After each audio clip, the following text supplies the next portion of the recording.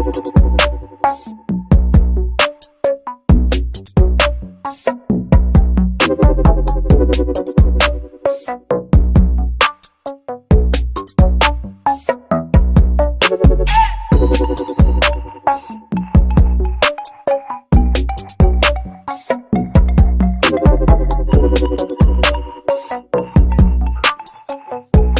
and girls, ladies and gents, welcome to another episode of Clutch Conversations. It's day 2 of the Southeast Reptile Expo, live from Atlanta, Georgia. This is the first time we've had this show, and let me just tell you, man, I know I've said it a bunch of times, but I cannot say it enough. This is an amazing show. We've had such a blast, man. We're seeing people from all over the industry, some heavy hitters, man, been in this show.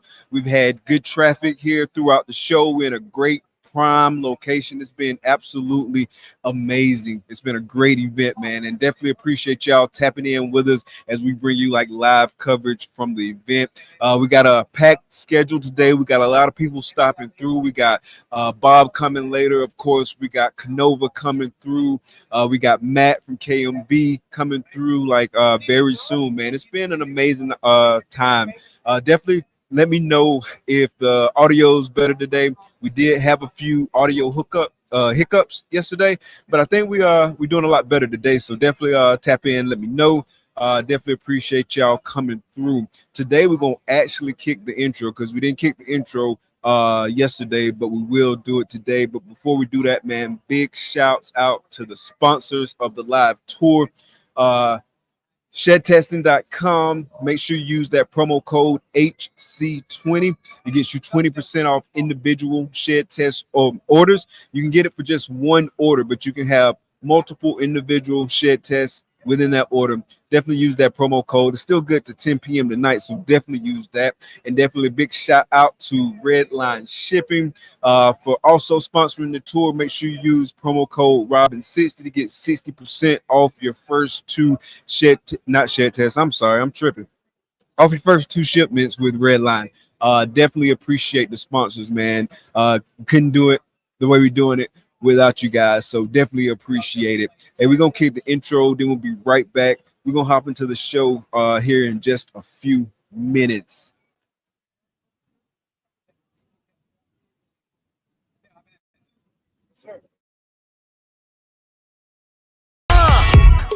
Baby, won't you listen to me? I got that flavor, I know you're dying to feed. I ain't no dancer, just got some hip in my feet. Now throw your hands up.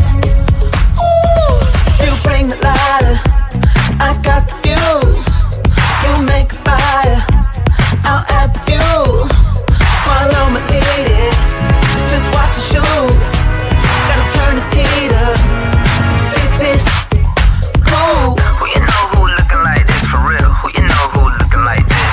Who you know who looking like this for real? Who you know who looking like this?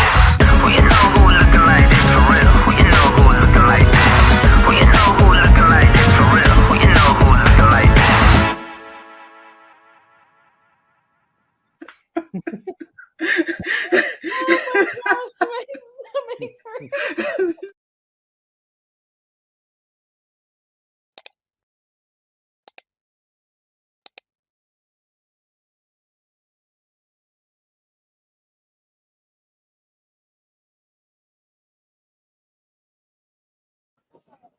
Yo, welcome back, man. Like I said, we got Matt coming up first, coming to the stage. What's up, bro? You can come on through. Set up some drinks and stuff. What's up, bro? You doing all right? I'm good. How are you? Good, man. Good Got a shirt for you. Throw it back here. Oh man, I appreciate that, man. Love the swag.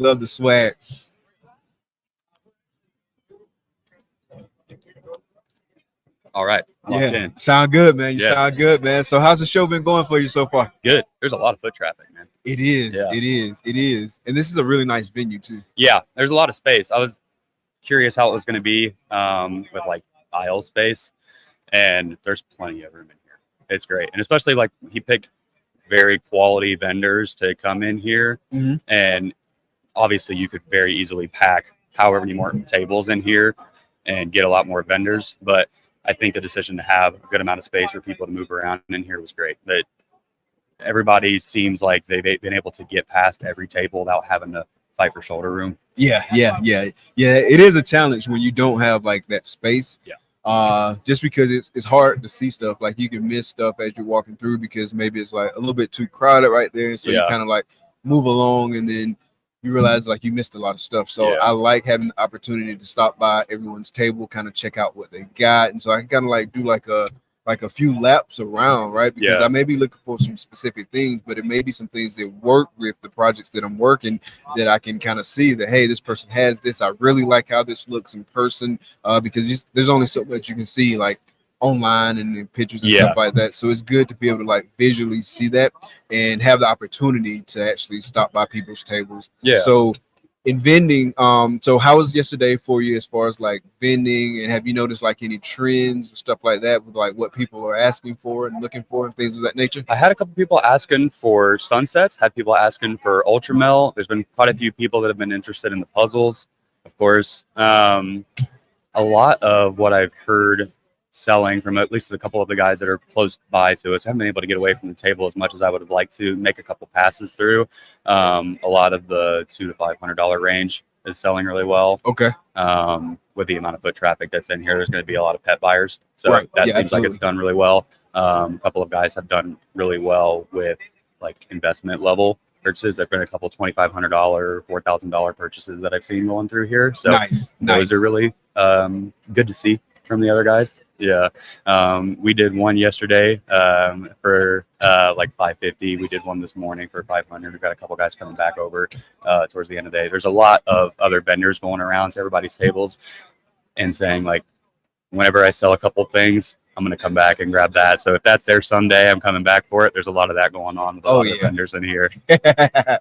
Nice. I mean, that's good, man. You definitely want that foot traffic. You definitely want people like swinging back by, picking up stuff, all that good stuff. Picking up all that good stuff. Big shout out to Pat from Dragon Soul. So, is there anything that you've seen that you're looking to pick up? No, there's stuff that I want, but there's money involved with the stuff that I want. So as I've just started, I have like 6 snakes listed on Morph Market right now. I've hatched out 13 clutches now, and they were all just ready to go as of like a week and a half ago. So like this is the first time I'm even like bringing anything out. I don't do a lot of shows either. So I'm doing this weekend, and then I'm going to do next weekend in Charlotte. And then after that, I'm going to start listing everything. Once I start getting a couple sales made, I've got my eyes on the projects that I know I'm going to be wanting to get. Mostly it's investing more into hypo puzzle. Nice. That's where I'm putting a lot of my attention on. The Xanthic puzzle is another one I'm putting my focus on. But what I'm doing is pretty much making my base hypo puzzle, having Xanthic as an accessory to that, having hypo puzzle, having DG as an accessory to that, and then filling in the genes that I like in those projects to try to make just cool stuff. Yeah, that's a solid plan, man. I really like the puzzle stuff. If it wasn't like for like spacing issues, I would definitely hop into that puzzle. But I do kind of want to like stay a little bit focused, or stay a lot focused actually. And so like space is kind of like one of those factors because if I get into puzzle, I'm gonna want to like get into puzzle. That's a whole nother rack. Right, that's a whole nother rack, and you got to start like picking up stuff because I don't want to just like half-ass puzzle. Like I want to like puzzle. And so you got to pick up like the right animals for that. You got to start holding back the right stuff for that. And so I'm trying to be disciplined and not jump into another project. But if I were to jump into another recessive, like puzzle would be the first one, like without a doubt. See, that's me right now with paint. I love paint. Paint's another one. But I don't have room for a whole nother rack. And I've come to the realization this year that because this is the first year that I've had any like big production, which I'm doing like 28, 29 clutches. So like to most people, that's not big. That's a lot of clutches for what I'm used to. I've done like 10 clutches the last 3 years. And that was it.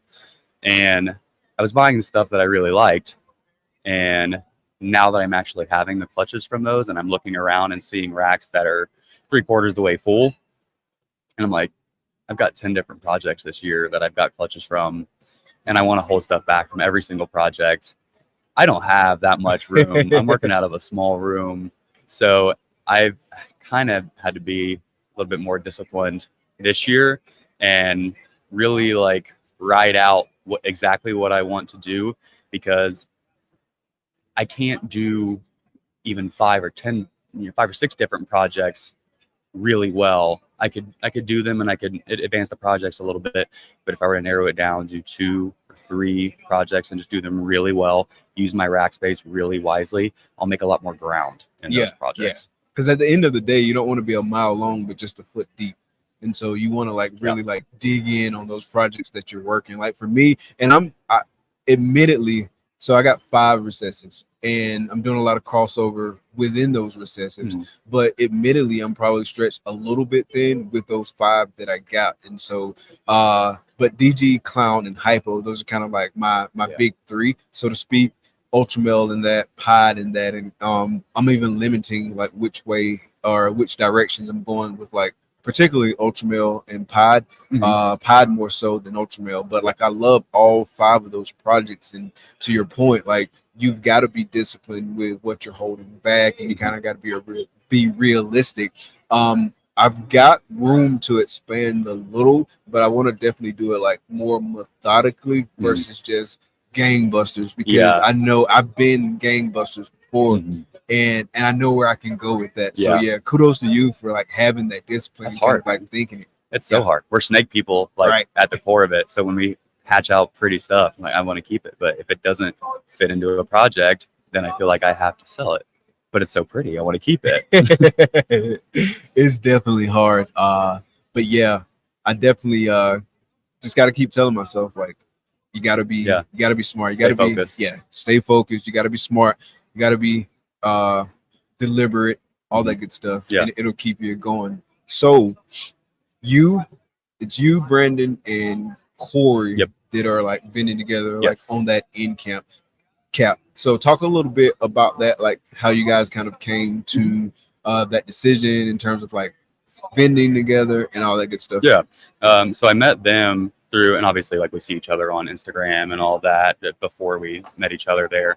All 3 of us are in Will Moreau's Patreon, and so we got to talking in there. We do like the Zoom calls or whatever, and we'll talk back and forth on there, and then form good relationships with both of those guys. And then I wasn't able to make it to Daytona, but Brandon and Corey were both down there, and they were talking to Bob, and they were looking over like table placement.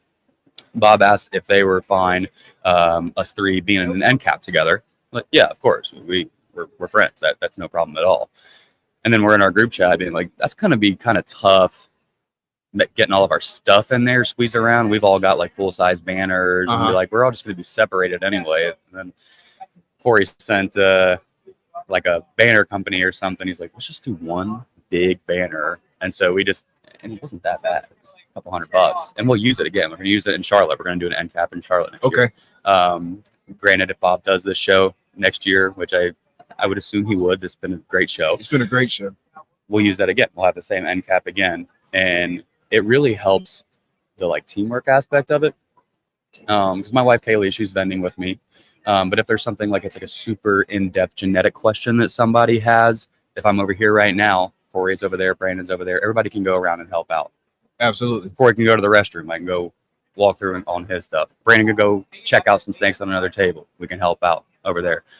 That, as far as like a vending aspect, is something that I haven't really had for the first time. I haven't been vending for 1.5 years, 2 years, but it's not as fun when it's just you behind a table, but when you're like sharing the experience with a couple guys that are in a big block, it makes it a lot more worthwhile doing shows, it feels like. Yeah, I haven't vended a show like in terms of like selling animals yet, but when I do vend, I'm looking to vend with kind of like a group of guys, and then we can kind of like leverage those same benefits that you just talked about, because it would give me some flexibility. Like maybe if I wanted to go live, maybe like a shorter episode than I would do like if I'm just doing like the podcast from the show, but I would have like that latitude, that flexibility to do that as well. And I know those guys, they know just as much about the snakes, if not more, probably more, if we're just keeping it real, probably even more about it than I do. And so like I would feel comfortable like leaving, because I know that the stuff's in good hands. Yeah, we they cover can for answer you. questions, they can cover for me, and so like, and then it's just kind of like that teamwork Yeah, aspect of it. Teamwork makes the dream work. it does. Right? I know it sounds cliche, but it's the absolute gospel truth, though. Yeah, we do all of this like breeding snakes on our own at our own houses, but like everything we do, we're sharing. Exactly. I mean, we love doing it too. So might as well team up, and people team up and do breedings together. Like Exactly. I had a female that wouldn't eat for me. I got her from Florida. Okay. She went 5 or 6 months. She was 1,100 grams for 5 or 6 months. She didn't lose any weight. She would not eat anything. So I sent her down to Corey. She ate that night out of the box. Oh, nice. So, nice. And then Brandon, I had a female that wouldn't eat. Like, I'm shipping to Brandon. Like, I know they've got good stuff. They take care of everything really well. Putting trust in other guys' hands to be able to like help each other out, that goes a long way. Even not just vending, but like with the animals as well. And with the vending too, it's like I don't work every project. Brandon doesn't work every project. Corey don't work every project. If they come around and they're looking for sunset stuff, I don't got it. I'll send them over to Brandon. Absolutely. If they're coming over and asking for like tri-stripe stuff, Corey don't have it, he'll send it over to me. So like there's a lot of like tag team work going on, and that helps a lot too. That helps me sales. Absolutely. You're here to enjoy the show and hang out and network, but you're also here to make sell sales. snakes. Right. Yeah. Absolutely. Absolutely. So I know you said you hadn't gotten around much, but did you get around like any cool stuff that anyone's got? Yeah, I went around this morning. I was impressed with the amount of like frogs. There's a lot of inverts. There's a lot of like big like iguanas. Like there's like spiny tail iguanas over there. There's like the albino like green iguanas over there. There's some really cool like cave geckos down here. Did you see the monkey? I saw the monkey. So there's a monkey. Yeah. Did it have a dress on, or was I tripping? I don't remember if it had a dress on, but there's definitely a monkey over there in like that back little one corner. was on a dude's shoulder. Yeah. Okay. I wondered, it was like, did somebody like walk in with that, or is that a vendor? No, that's a guy, like a vendor or whatever. Okay. Yeah. Yeah. I forget what kind it was because I didn't get a chance to spend like a bunch of time over there. Yeah. But yesterday somebody was telling me about the monkey, so I definitely wanted to kind of get over there in that area and put eyes on the monkey. I also saw, I think it's Oak the owl, like a really nice looking owl. I took a picture with it this morning. Yeah, that one down there. Yeah. We can see it from our table. Oh yeah. And every once in a while, he'll just get, I don't know if he gets bored or if he's like just wanting to move around, but he'll flap his wings out and he's impressive. But every time he does it, he knocks his sign off the table and they got to go pick it back up and set it up for him. And then we like looked over there and they were like tossing a mouse and he was taking it down. Oh, nice. Yeah, I wish I could see that. That's pretty cool. It's cool. It's cool. But yeah, it was beautiful. I took a picture like right next to her. She was like, "You can hold it," but I didn't want to hold it because I'm not like experienced in that space, and I didn't want to do something stupid. But it would have been cool, but at the same time, like I didn't need to. Right. I don't want to do anything stupid. It's cool to see. Yeah. That owl was cool for me to see. I've got an owl tattoo on my leg. Oh, do you? Of a like horned owl. That was cool to see. Oh, nice. Yeah. Nice. So is it just like a random owl tattoo? Or does it have like some background, some meaning? When I started getting like tattoos, I wanted to do like an animal, like leg sleeves. Gotcha. And then I started with the owl just because I thought they looked cool. And I'm like, man, tattoos are expensive and I'd rather buy snakes. So I've kind of just put a pause on that for a little while. I'll let the snakes pay for that eventually. Yeah. They definitely are expensive. Like I've got a sleeve that I started on my arm that I was gonna finish up at some point, but it's been years and I never finished it up. I mean, maybe one day, but not right now. That's what I'm like. Maybe one day, and I'd rather wait and like pay the money for like a good tattoo. Exactly. Yeah. Exactly. So, what are y'all's travel plans? Like, are you guys leaving like right out tonight, or are you guys staying a little bit? Yeah, we had originally. So we came in Friday morning. So we're from Dayton, Ohio, and it was about 7.5 hours. And so we left Friday morning at like 1 a.m. Because I wanted to get down here and help out as best I could, just get everything set up. So we got here about 9:30 after we hit a little bit of traffic. Okay. So we came in, helped get tables and chairs set up and get everything spread out. Dropped off all the animals in here, got everything set up, covered everything up. And then we left and went to the aquarium because I've never been into Georgia. So we went down to the Atlanta aquarium yesterday. That was really cool. That was worth leaving early for.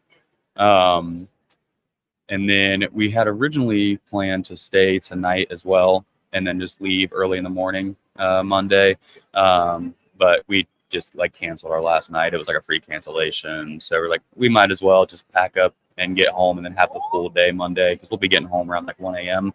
Monday. Okay. I'll get everything packed into the house, and then that'll give me the full day Monday to get prepped. So we both took the day off work, so we can kind of get everything back together after being gone for a long weekend. Yeah, I totally feel that. I did the same thing. So we'll probably leave out like right after the show. We'll probably stop and get something to eat. Right. And then we'll get on the road like shortly after wrapping up dinner and whatnot.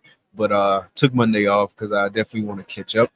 I got some rodent cleaning to do. I got some snake cleaning to do, and just to kind of like get reoriented for the work week, because busy work week coming up, and then it's a short work week as well because Friday we're heading out to Charlotte. Yeah, and so same kind of turnaround for you in terms of Fridays. You'll be heading to Charlotte. I'm assuming you guys are going out. Yeah, I'm gonna my job is pretty nice where I can move my hours around as long as I get what I need to get done. I'm good. So I'll probably go in real early Friday morning. I'll make my rounds, and then once I get done with that, we'll pack up and we'll head down. We'll get to Charlotte hopefully around like 5:30 or 6, at least with enough time to get everything in the door. If I don't get fully set up, not a big deal. But after I've got everything labeled, so there's going to be a couple things that'll fill in places, but all my labels will stay the same. Animals will get treated, go back, they'll have a meal, they'll get water, and then we'll pack back up and come back down next weekend. Nice. But Charlotte's only about 6.5 hours from us, so it's not as bad as. Okay. Yeah. So it's about the same for me. It's right at 7 for me from Gainesville. I'll be riding up with Jason from Ancestral World Python. Nice. And so we'll kind of make a good weekend out of it. Yeah. Definitely looking forward to it though. But I'll do the same thing. Like as far as like packing and stuff like that, it's not going to be like that big of a deal because like all this equipment and stuff, I'm not going to unpack it. I'll just have it like right there. Yeah, be ready to go. Just have to like really basically pack my suitcase and just do like the checkoffs, make sure I got everything, all that good stuff. But it'll be a quick turnaround. It's nice once you get in the flow of shows because like all of this, I'm sure you've got like dedicated spaces for it where everything stays in there and then it can just roll right out. Exactly. Cool. Well, man, it was great chatting with you. Yeah, man. We got Justin coming up next. Nice. Definitely before we get out of here today, definitely want to holler at you, man. Yeah. It's great. Come on over there. Look at that sapphire stuff. Too. Oh yeah. So he's over there. I definitely got to check that out. Yeah, man. He looks good. Definitely got to check that out. All right, man. Yep. It's great chatting with you, man. Appreciate you. All right, boss. Cool. Hey guys, what's up, man? That was Matt from KMB. Next up, we got KINOVA. We got the man himself. What's good, Justin? How's it going? Good to see you. Hey, you're live streaming, aren't you? Yeah. Rotating in and out. So how's the show? If you want those headphones, they're there for you. I'll look official like you that way, though. Yeah. So how's the show been going for you? I know you don't been to a whole bunch of shows, so definitely a super special to get you out. Yeah, this is my first one. It's been about 10 years that wasn't in a RVC, right? Either Dallas or Tinley. So yeah, super cool to try something new and have it right here in my backyard. Nice. So talk about kind of like your thought process leading into this for you to like kind of go out of like what you've been doing for like so long with only been in those NARBC shows. Well, it wasn't hard, because it's in Atlanta. If it was anywhere else, I'd probably been like, let me try it in a couple of years after you prove it out, But in Atlanta, it's like it'd be really nice if maybe we could really get something great to catch hold here in Atlanta, because I don't think Georgia's really been known for its herp community, really. I think Florida has kind of stole the spotlight for a really long time, and Bob's here and I'm here in Georgia, but I don't know. It says it, other than the tiny Repticon little shows, it's never had anything big take off. And so I would love for this to become, it's a great city. I would love for this to be known as a great venue. Yeah. And like I've heard nothing but like positive things about just kind of like the whole setup. Like it's a really nice venue. It's conveniently located, like all that good stuff. Kind of all the Literally connected boxes to you the want. airport. Exactly. Literally, you can get off the plane, you can walk here. Exactly. Yeah. So like this is a prime location. So Yeah. definitely excited for it. Hope this show continues. I mean, I know it will. Bob's like he's a really hardworking guy. He's a great guy. Good following. Great. Based on following. what I'm seeing, like it's been a huge success. Yeah. I mean, from my table, it looks like a huge success. It's pretty awesome. So speaking of your table, so talk about some of the stuff that you brought out this weekend and kind of what people have been asking for, things of that nature. Yeah, well, it's kind of like a Tinley preview for me because this is our first show we've done since March, right? So we brought we always try to, for us, it's kind of like curating a gallery. I always look at it like that. I try to look at it, shows to me are not necessarily about sales. They're about just representing yourself well. You know, sales happen 365 days a year and shows are, 8 days of the year, whatever, Right. 6 days of the year. So I look at it like, how can we go represent ourselves well, represent projects well, the animals well? And so I look at it, I'm sure other people do this too, but I look at it like, okay, here's my canvas, these 3, 4, I don't bring very many displays. I try to stay small.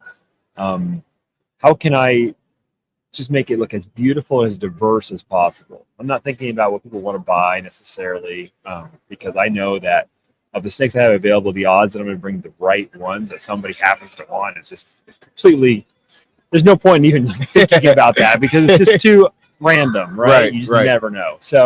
So I just think about how I can display it well. I want like, orange and dark and white and pied and lavender and dream and mix them up in a way that it brings curiosity to the viewer, right? And their eye gets tracked all over the place, as opposed to putting like all the pretty ones on one side and these are all the hets over here, and like I want them to be like and then every time they come by, your eye sees something different because you got pushed past that snake the first time you came by because of the way it all works. So I like that. And then day 2, I always mix up all the cases so they're in a different order. And then the person comes by and it's day 2. It's amazing because everybody sees and points out different snakes than day 1 because of just the change in the order of the racks. That's displays. That's a smart strategy. Yeah, Yeah. I never even thought about doing that. I mean, I haven't vended yet, but that's not something that was kind of on my radar to do, but that's a great strategy.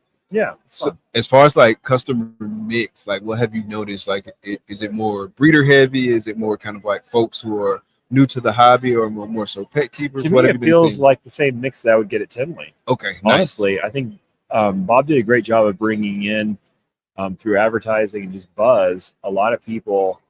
For me on the high end side, I don't have pet priced animals, right? And so for me, I think we need people who kind of come from a large area who come in here that are serious. And this show brought them in. Like people, came in from all over New England, flew in here, came up from Florida. And so for me, like the amount of pet people is probably similar to a Tinley. There are a few, but most people are pretty interested and pretty knowledgeable. It's been great. Yeah, I mean, I've seen a lot of people here, and it's kind of been like that same like Tinley Daytona experience where you're meeting people that you've seen online like a bunch of times, but now you get the opportunity to meet them in person. And so it's kind of been like those same vibes from a networking perspective. And so definitely excited about that. Yeah, super amazing. Yeah. So have you had a chance to kind of like walk around and look at other people's animals? A little bit.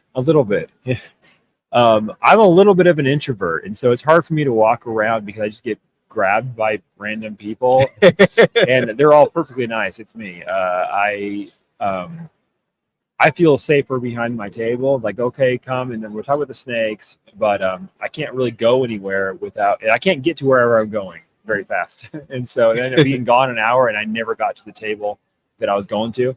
But I've looked around quite a bit, and just in the ball python section, I've done like some amazing networking and stuff. And I kind of thought this show would be about that, like just networking, because I didn't know what kind of customers it was going to bring in for Atlanta, right? But Honestly, the customers have been great. We've done plenty of sales, and the networking's been fun. We've had a lot of fun with it, the breeders. Nice, nice. So in terms of sales, like, have you noticed like any of your projects like moving quicker than others, or it's just kind of a good mix? There's a buzz around lace right now. Okay. You know, a lot of buzz around lace and the lace clown project. Clowns are king. Just when you think that maybe sometimes people are getting tired of it, no, it's that everybody's excited about the newest angles on that project forever. You know, it's evergreen. I love it. Yeah. I love clown. It's one of those kind of like staple projects. It's been around for a long time, and I think it's going to be around for a long time to come. Well, it just keeps reinventing. Exactly. You know, it just reinvents every few years, and you think, oh, okay, everybody's kind of doing this now, but then something pops up, and it's like a whole new angle. And because everybody's already so into it, it's pretty logical for them to pivot towards that with just a couple purchases or whatever. And so I think everybody's kind of on this just endless, chasing of what's possible in that project, Yeah, absolutely. So have you start thinking about like what animals you're going to be taking to Tinley as far as like what you're showing that isn't for sale? Yes. I've been thinking about it a lot. This year's gotten kind of slow for us in the second half. And so I was just talking to Summer and Chase about it. I think a lot of our really amazing animals that I had planned to bring are now getting too big for the displays.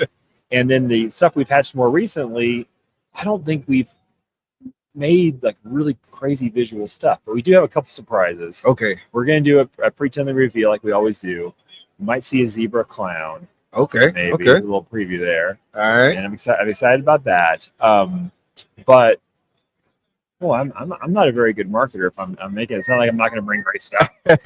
No, we will. It's just I'm still formulating what's going to be.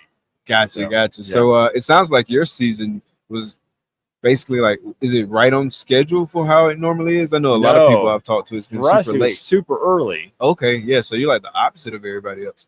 Well, you look at when you go year round, it's like what's early and what's late anymore, right? But for us, we hatched a ton in like probably January through May. We hatched a ton. Okay. Right. And then now it's slowed down. It's been a little slower here in the fall as we get into the fall. We still have stuff coming, but just not the volume.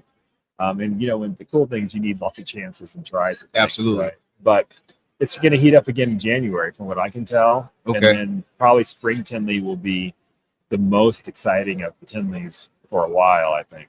Gotcha. Yeah, I know for me, like everything's like super concentrated at the very end of the season. And so like I'll be hatching stuff in like December. There'll probably be like some January stuff that's hatching. And so I guess maybe on a new kind of cadence with my season, we'll see how it goes for next year. It shifts around. That's what I found. When you start going year round, kind of just whenever, you'll kind of like shift. And your January, but suddenly they're hatching in March and they're hatching in July, because you're not really doing those weather patterns. Things just kind of shift around. And, the key is, of course, is just getting the cool stuff to go whenever it goes and, enjoying it. Nice. Yeah, for sure. I'm definitely looking forward because got some shots at some really cool stuff. So definitely looking forward. What are you looking forward to? Right now, that fire spot nose double head DG clown girl that I got from you. Okay. I put her to that male too, the one that gave the clown pod head DG combos. And so he was an inchy yellow belly leopard desert ghost double head clown pod now. And so I put him and her together. So she's in prelay now. So definitely looking forward to that. It looks like a spot nose hypo clown that I got from Cal over at Royal Ambassador. It looks like she's starting to like, she's eating very aggressively. I'm going to put the ultrasound to her because I think she's starting to build now. And so I'm going to start her with that male I just mentioned, but hopefully I can get that black pastel, red stripe, yellow belly clown that's double head DG genetic stripe that I got from KINOVA. Hopefully I can get him in there. He's about 750 grams right now. He's still a little bit young, but he's got some really nice size on him. Super voracious eater. Like he's just really been doing great and looks just as good as the day I got him, if not better. And so I'm really hoping I can plug him in, like maybe towards the tail end of those pairings so I can get some from her.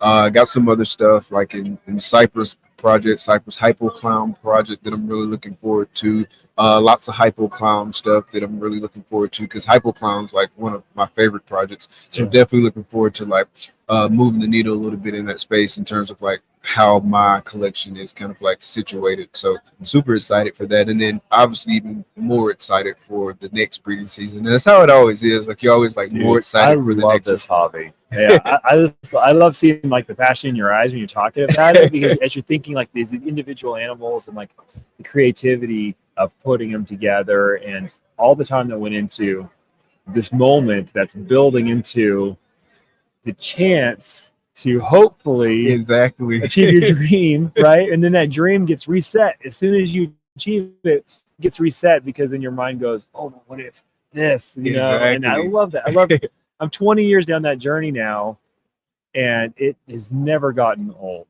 And that's just, it's amazing. There's just always like so much to look forward to. Like every year it's like recycle it. It's not even recycle, it's renew it, right? Yes. Because there's something new to look forward to. And so like I really love and that. It's not just the moment either. There's like 1,000 moments, right? There's the moments that every snake, if you love it like I love it, every time that snake eats, you get a little like adrenaline rush. Kind of like full. Like I was telling somebody, I was like, man, this sounds really weird, but every time my snakes eat, like I feel full. It's progress toward your dreams, right? It's progress towards the thing that you're looking forward to. So every time it eats, after a while, you get a little bit used to that because you do a lot, right? Right. But then that first time it locks up, I mean, I get a high when I start locking stuff up for the year, because in your mind, it's like playing the lottery. When you buy a bunch of scratch-off tickets, they're all winners until they're not, right? So every time they lock, like, oh, those eggs, I can't wait to put those in the incubator. Like, well, that's the first lock, buddy. Slow down. That's, you live in this moment of what can be, you know? And then when you finally get the ovulation, when you finally find follicles, when you finally get the ovulation, when you finally get the eggs, and you put them in the incubator, these are all moments. When you, if and when you cut the clutch, that's like Christmas morning, right? And then as soon as you cut them, assuming you got something you're excited about, which hopefully you do, then there's that the 2-day wait until they come out is impossible, right? Yeah. Almost impossible. And then you're like, okay, but is it a boy, right? It's a girl. And then and you have if you have a mini, then there's all these concurrent. Exactly. Every girl is a concurrent like journey, and it's amazing, every bit of it. So yeah. Sorry, you got me going. I saw the passion in your eyes. I'm like, man, I know that feeling, and I love that feeling. Yeah, it's so exciting. Like that's what I love about it too, man. It's just like constantly something to look forward to, and it keeps you up. Like you're thinking about like all these different things you can do. It's just it's so exciting, and like that's where that passion comes in, and that's what one of the things that like really motivates me is just that whole passion, and like you're just super happy. Like it's hard to put in words for people who haven't gone through it to really kind of like explain that. Like you kind of got to go through it and feel that.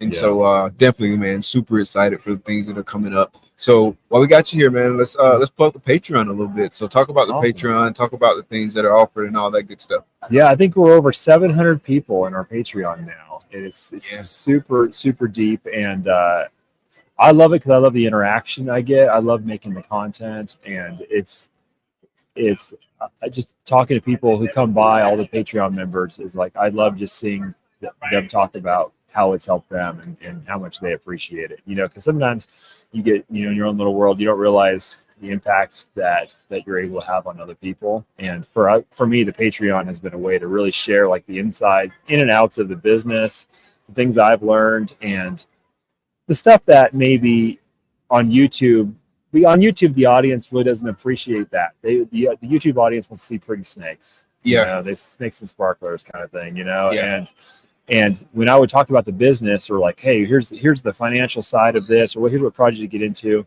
YouTube would be like, stop talking about the business. You shouldn't be breeding snakes. And you're like, okay. So we need our own place to do this separately for the people who do care about that. Right. Patreon's been great for that. Yeah, it's been great. Like I say, I really enjoy it. I've been in it for 3 years now.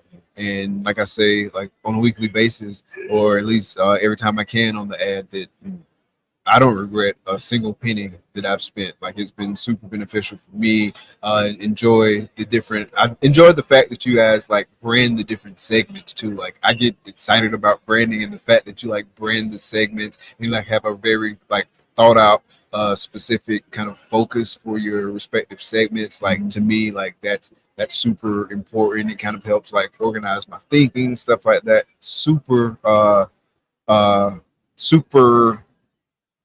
sorry, I got slightly sidetracked. Yeah. But yeah, definitely super looking forward to like more of the project playbooks that come out and stuff like that. Clown, coming right out the gate with Clown. Like, that was a great one because it's a project like I'm super Those are evergreen about. too. You can keep redoing them every couple of years as it changes. I like that. Yeah. Because it keeps evolving in that way. But yeah, I like the KINOVA University ones the best, making them, because usually they end up being just kind of whatever like is currently like bothering me. You know what I'm saying? Like right now, not bothering me per se, but right now I've been thinking a lot about the strategy of how to build your collection with genes that other people don't see the value in, right? And you know, the main thing in business is like, you know, you buy low, sell high, that whole thing, right? But you can stack your collection with a bunch of kind of off the beaten track genes. And that honestly was one of the biggest things that led me to a lot of my success, was like stacking up on things like red stripe and spot nose and, you know, Trojan and, you know, blackhead. And you do that in a time where people just aren't really feeling them, right? And you put them on the shelf as a girl. I'm trying not to do my KINOVA you right now, but I'm going to record this in the next couple of days. And like, it's an amazing strategy, and it allows you to get into all these projects at a low cost. And then when some future Petflix comes out with something crazy, you're like, yeah, I already got all those on the shelf when nobody cared about them. They're all sitting here. They're adult females. Bam. Right? Yeah, you got into it at a decent price too. Right. Before they everybody wants to react and just get the hot thing of the moment. And then you're always buying high. Yeah, right? yeah. That was one and of the then you gotta things wait 3 years after that to get them breed. So. That was one of the things that I learned like early on in the Patreon, right? It was like one of the first kind of like university, or at least one of the first like university. At the time it was like JKRU, but now it's KINOVA University.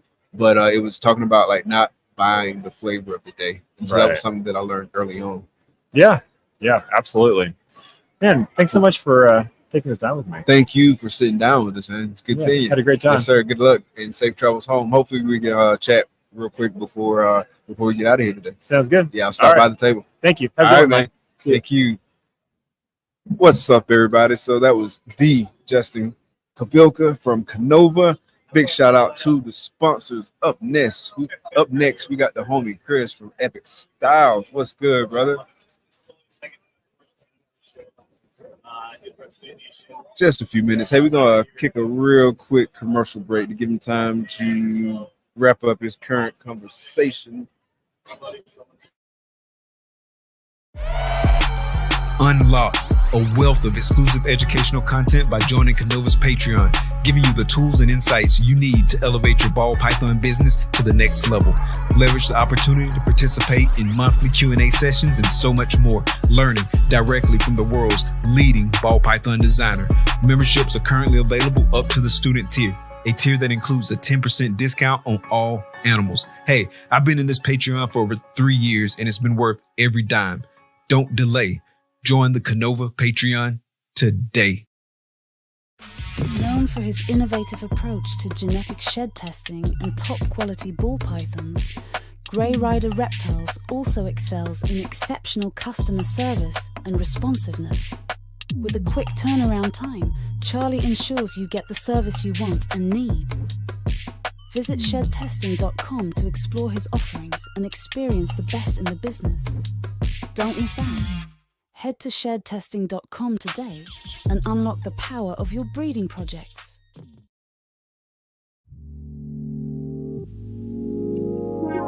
Peace and love, family.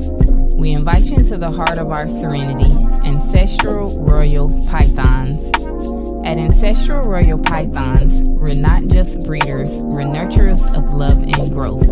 Each of our high-end ball pythons is a tribute to the grandeur of the natural world and our dedication to quality. Reach out today and bring one of our creations into your home. This is Ancestral Royal Pythons. Your journey begins here. Here's to the exciting world of Ebony and Ivory reptiles. From unforgettable parties and events to keeping and hatching some of the dopest reptiles in the reptile hobby, we're all about education, quality, integrity, and respect. Hit us up and see how we can help make your next project a reality. Experience Ebony and Ivory reptiles, where fascination meets fun. Ebony and Ivory reptiles. Welcome back, everyone. Today is day 2 from the Southeast Reptile Expo in Atlanta, Georgia. This is day 2. Like I said, man, it's been a blast, man. We got lots of folks walking through here. The vendors are happy. The attendees are happy. The guests who come chat with us are happy. Everybody's happy, man. It's been a good time, man. They got me situated right next to Troy from Best Dressed Balls, man. You know, next weekend we got in Charlotte, North Carolina, the All-American Reptile and Plant Expo, and so that's going to be another good one. So definitely looking forward to that, man.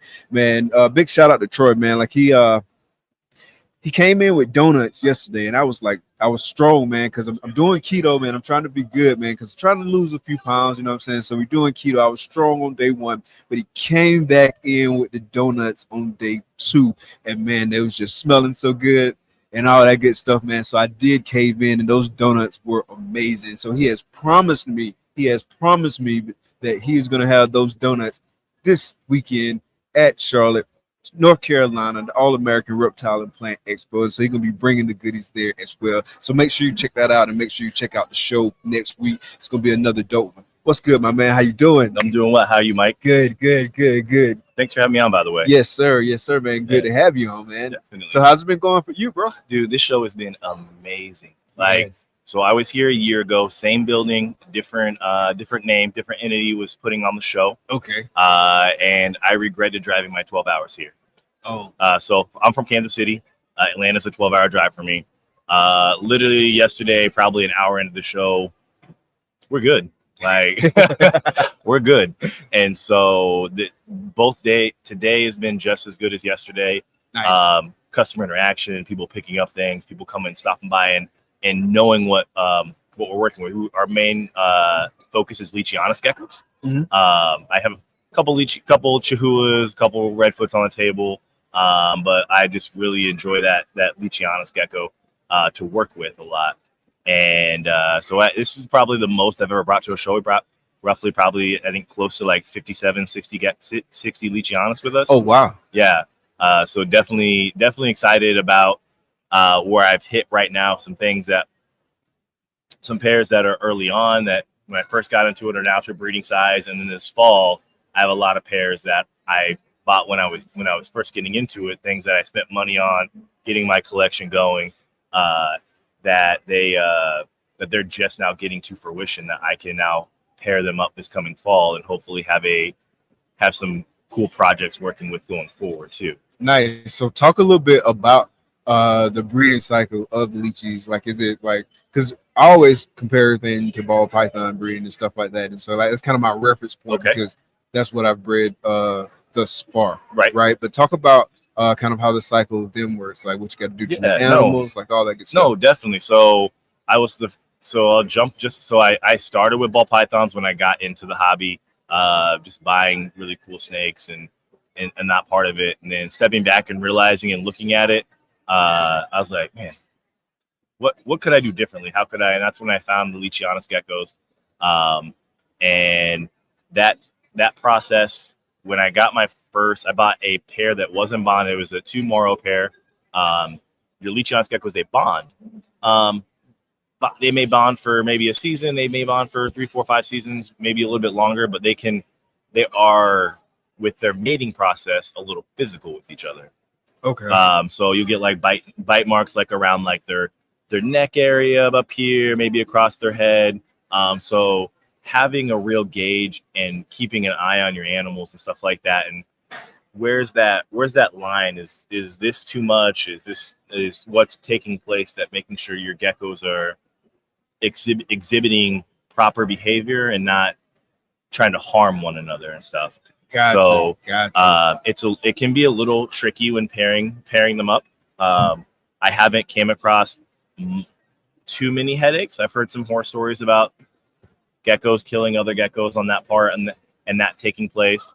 But so what I do, what works best for me, I set my male up in his enclosure that he's going to go into where I'm going to have the pair at.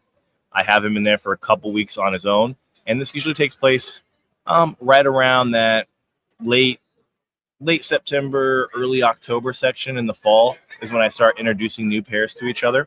And then leading up to that, after that, kind of get his sense, his markings down, all that stuff, I will then introduce my female into that same enclosure then. And so it kind of has her, because usually it's the female, it's going to be the one that dictates that relationship in most cases. I usually try to make sure my male is going to be the bigger of the two geckos going in there, and not try to introduce anything too early that they're going to hurt each other. Gotcha.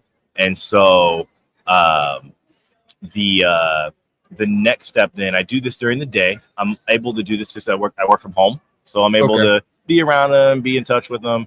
On that my hair. Hang on, let's go. Go hair down. Rock it. There we go. There we go. All right, here we go. We got hair down Sunday. Hair down Sunday over here. All right, Keith. And so I'll do it during the day. So then I'm able, because they're nocturnal. They're more active in the evenings overnight. So they're not going to be as active, but they're going to be able to smell the other one's presence and all that stuff taking place. Okay. So I think that's an easy way to introduce them and break it down on that end for them. And so throughout the day, I'll kind of go in, check on them. That takes place. And then also in the evening, then I'll go down there and I'll sit in the gecko room for 45 minutes to an hour, just listening and making sure everybody's doing all right. On the other side of the gecko rooms, like our finished basement side, I'll watch TV, hang out down there for a little bit longer. I'll go back upstairs and I'll come back and check them before I go to bed. Just one last time, make sure everybody's doing all right, and then go to sleep, get up first thing in the morning. I'm going right down to the gecko room, pop the lids open, make sure everybody's doing well in that case. And usually you can find out in like the first, I would say the first probably 3 to 4 days, you can really tell really quick if, hey, this pair has a real good chance to be together, or not going to be the case. And so the chance of them being together is really good. Now, the hard part is, are they going to be best friends or are they going to lay eggs? Because I've had ones I've had together for 3, 4, 5 months or whatever, because it's their first year together. So that first year of breeding, maybe she lays a couple duds over and over, then she lays a fertile egg later in the year that takes place. And then she finally that next season takes off and makes it happen. What up? The guy Bobby, great show by the way, bud. Yes, sir. And so then just having the patience, and it's not a race. Just having the patience to let the animal dictate and work its process and stuff on that end of it. Now the big switch from when I came from snakes to geckos is, so think eggs, pip around 56, 57, you cut, 60 days, you get to see the product. Lychees, you're looking at, I've had some hatch out around 68 days or so, but most generally it's 90 days. You're looking at, I've had some go 111, 115 days. Oh, wow. And so it's like, are you going to come out yet? How big are the clutches? So they lay 2 eggs at a time. 2 at a time. I did double clutch. So they lay, depending on, you have island localities, and then you also have GTs. Your GTs are your bigger of the geckos. Your GTs lay maybe 3 to 5 times a year. So if they lay 2 eggs at a time, you're getting 6 to 10 eggs usually, somewhere in that range. Whereas your island stuff, I have a girl, she lays like 10 times every 30 to 45 days roughly is what their cycle is. And then I have a bigger GT male pair. They lay twice a year. They usually lay in June and they lay in like September, and that's it for them. Gotcha. So it just kind of depends on the locality. So like you have all your blackheads, you have pastel, you have Mojave, you have clown, you have all these different genetics that Uh-huh. take place in the snake world, which are really neat and really interesting. How you guys combine them together to make these interesting, beautiful looking snakes. Whereas Leachianus geckos, it's a locality thing. So think of it like you're gonna go buy a dog. Uh-huh. And are you going to get a purebred? Are you going to get a mixed breed? Are you going to get a mutt on that part of it? And so that how I relate that to others that don't know the Leachiana side of it is when you come by my table, it's listed what island bloods there are. So that maybe this gecko's a Nuana or this gecko's a Nuami, which are the smaller end of the Leachianus chain. But then maybe it has Nuana / Pine Island. So this gecko is part Nuana, part Pine Island to an extent. You can ask me and I can give you like percentages and stuff to break it down. But from looking at just Leachianus geckos who are around the show, they all look very similar. They have different patternings to them and stuff like that. But like as far as breaking down, is this a Nuana? Is this a Pine Island? Is this a Morrow? Is this a certain type of GT? Those are hard to tell when you look at a gecko. You can't just buy a said gecko and then be like, oh, hey, what morph is this? It's not a thing. It's a locality. And so on the breeder side of it, that's a really big like stance. Like we want people buying geckos from quality breeders, known breeders that you're buying. You know what you're buying. That makes perfect sense. So then that you're informed because it's like someone coming buy a snake from you and they bypass, you have it all labeled and they like, oh, what is this? Like, it's kind of like a slap in the face. Like, yeah, all the information was there for you buying it and stuff like that. Or thinking about like the part of like buying hets back in, like now there's the shed testing, all this stuff makes it so nice. I bet you can jump a few years on. Oh, nope, this is not it. I'm gonna fly this off and I'm gonna work this way. Yeah, absolutely. And so I wish there was some sort of testing that could take place for geckos. The only tricky part is they usually eat their shed. but it's like having so you're buying a snake, 4 or 5 years ago from Troy, and you're like, oh, I've never seen Troy before, but you go talk to people, oh, his heads and all that stuff, or he's a reliable person that you can buy from. Yeah. But you've all heard before the stories like, hey, don't buy from so and so because selling fake those don't pan out. Yeah. And so it's kind of that mindset for the locality stuff. Make sure if you're looking to, hey, I want to get a nice gecko, maybe this is something I do want to breed later. Let me spend a little money, spend a little bit of time, find a quality person that when this gecko gets big enough, I can actually decide I want to breed this gecko. Absolutely. If it's something I want to do. If you just want a nice looking gecko, you can go find a Leachianus gecko. You can find a table that says Leachianus, just to have a Leachianus gecko. But at some point, like, you're erasing history. Like, don't lose that information because once it's gone forever. On that part of it. So nice. That's kind of that makes sense. The short, long hand answer on that. And I love talking this type of conversation. So if anybody ever has any questions, feel free to hit me up on Instagram or website or Facebook or whatever. You see me at a show. I love talking in depth on that piece here. Oh, drone. You got drone. That's probably Derek from Big D's Python. Oh, yeah? Flying the drone. Okay. He said he was going to be flying the drone. That's pretty cool. Yeah, that's what's up, man. I if I was flying that thing would not be that steady. Yeah, that's he's doing impressive. a good job. So big shout out to the homie. That's impressive. Big shout out to the homie. How's the weekend been for you? It's been great. So this is go number 2 for you being live at a show, right? Yeah. So first stop was Daytona, and so it's like you said, go number 2, man. Right. It's been great. Yesterday we had some technical difficulties. Haven't had a chance to get to the comments like the way I want to because my computer, as you can see, is he's like off. way over there. Yeah. No. So if people are saying something about the audio, I don't know. Got but you. Takara is always in my ear telling me stuff, and she's listened to the show. So haven't heard any complaints from Takara, so I think we're good to go. Good. But yeah, man, it's been real smooth this morning, as far as I can tell, man.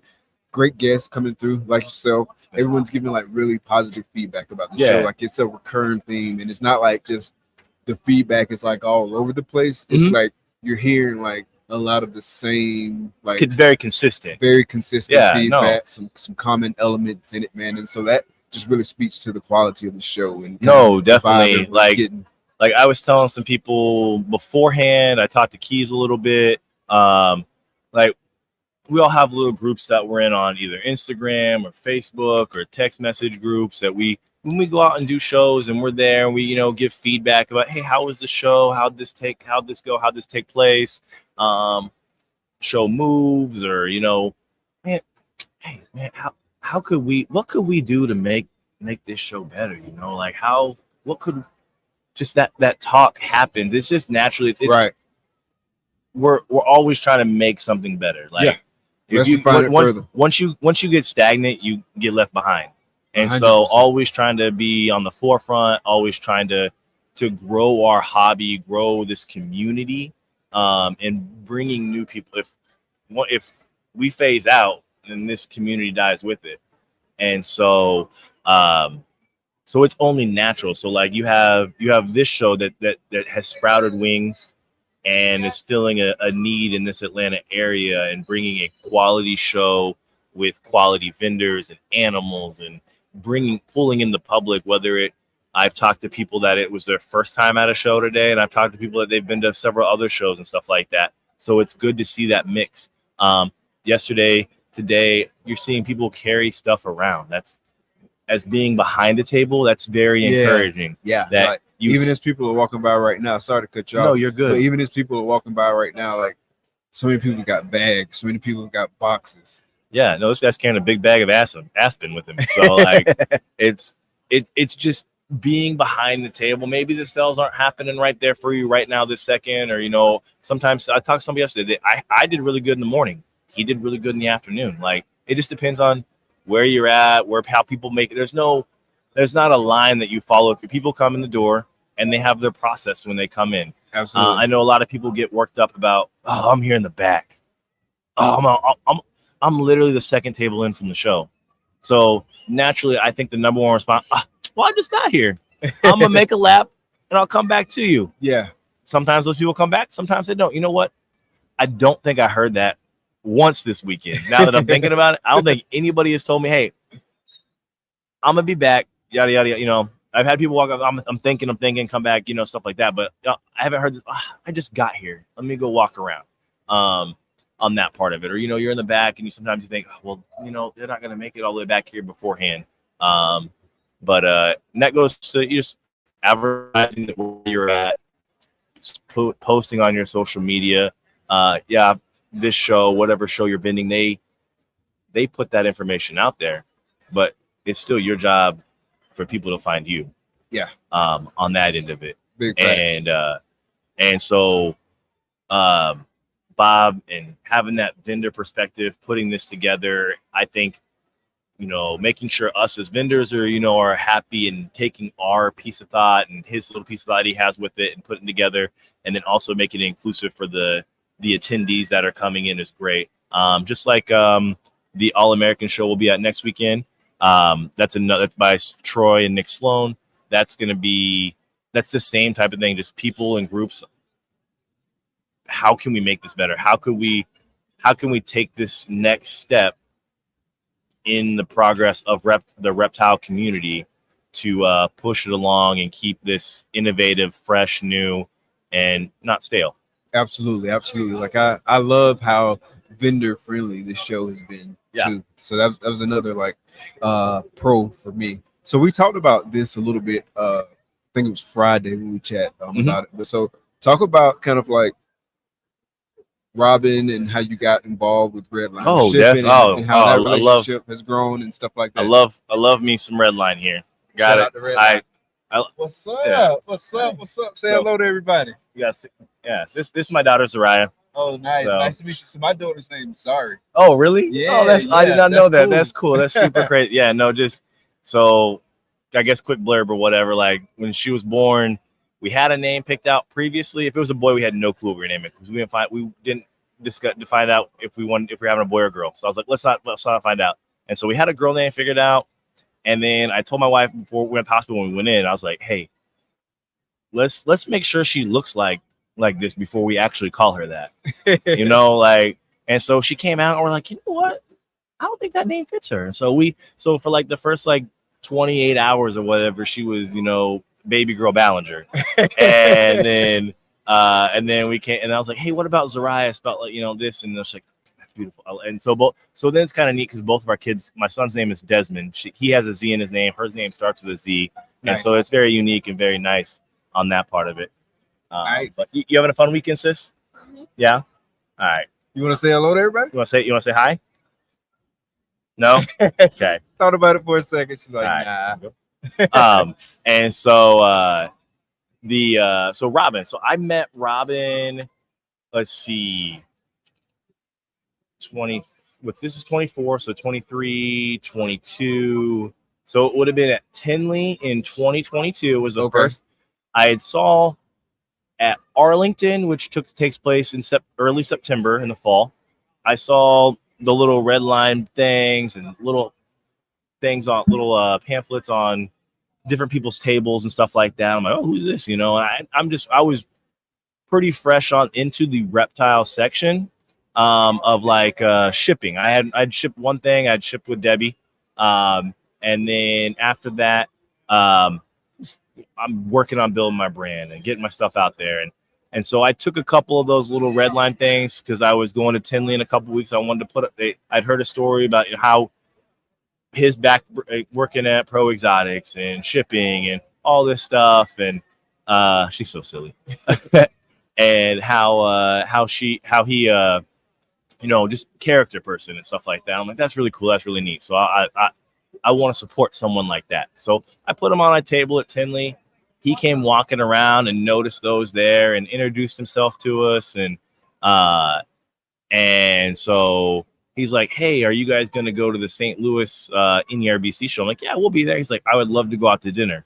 And so we came down a day earlier on Thursday and went out to dinner and stuff and kind of had a nice formal meeting and talking with them. And I'm like, look, I'm little old me, man. I've shipped I've shipped one reptile in my life. He didn't care about that. He cared about the person. He got to know my family, my wife, my 2 kids. And from that moment there, like just that connection and checking on us and stuff was very unique and very, very special to me on that end. And so that friendship, that bond continued to grow, and just being able to, when we're hanging out, like last weekend in Denver, he wanted to introduce me to a couple of different people. He always tries to, hey, you need to go talk to this person, or hey, Chris, this is so-and-so, this is Chris from Epic Style, and just trying to, and I've seen him do that with other people too, just trying to push their business along and guide them in a way. Here's some, follow this line right here or whatever.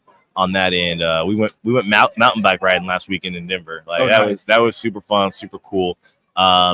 Getting to know, hear him talk about AJ before AJ came over to Redline. He's like, man, there's someone that works at the other side, and her name's AJ. She's like my right hand person. Like she literally knows all this stuff up top to bottom, so when she made the switch over to Redline, I knew he was very excited, so I messaged him and said, hey, congratulations on that. And we went down to Memphis to the FedEx facility there.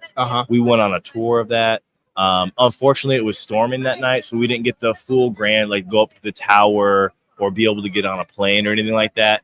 But it was very eye-opening and very interesting, the perspective and all the stuff that took place for FedEx and their packages and getting things out and being there. AJ was the one that was there. She literally knew that place like the back of her hand. Like, oh, nice. How when you're calling about something or trying to figure out about a package, when things are getting held up, what's the process? Or she's knowing, oh, hey, flight A37B, that's probably what package your reptile is going to be on when it's leaving this area. And so it's just eye-opening, and just I trust them so much on that piece of it. And if you ever have any shipping issues, like they'll reach out, they'll alert you before you sometimes even know on that piece of it, which is kind of weird.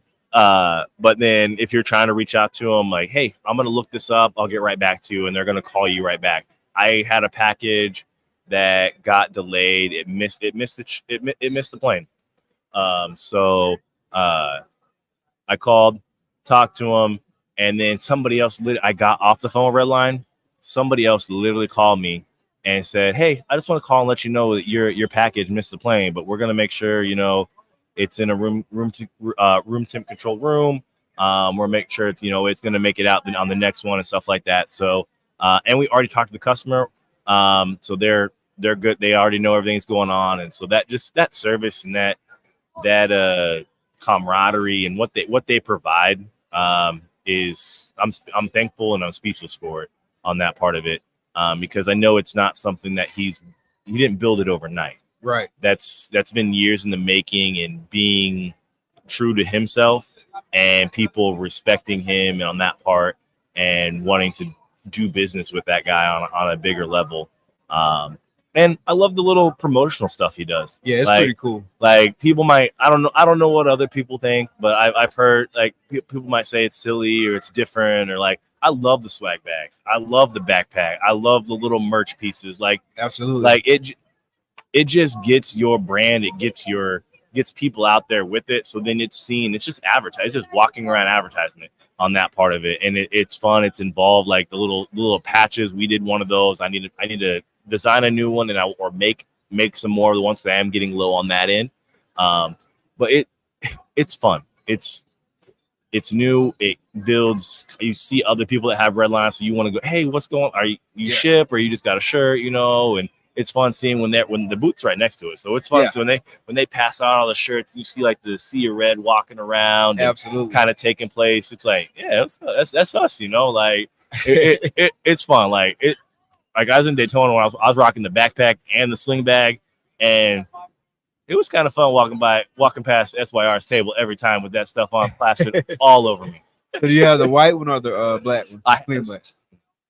I have all except for the new white one. Okay, the new white one. Yeah, so hey Tyler, do you still have a white one left? Just the display one? So okay. I'm thinking about it. We're just talking about Redline and stuff like that. So sorry, I didn't mean to break your wall here. But good. So I have the original white one. My son got one of the black ones. And then I just got my wife one. She has the newer black one. It has like a water bottle holder, has a few extra pouches and stuff like that. And then I'm really tempted to pick up I don't need it, but man, why not? Like, I mean, I'm Epic Style. Why not Reptiles? Why not another sling bag?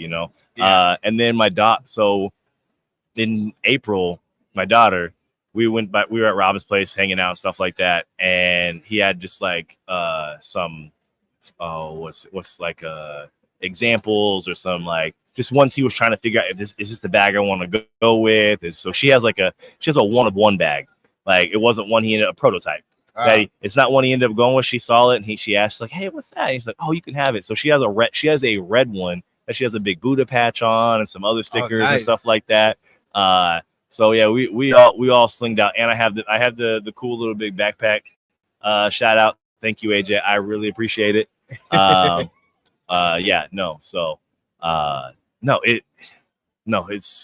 the website is easy too. You create your account.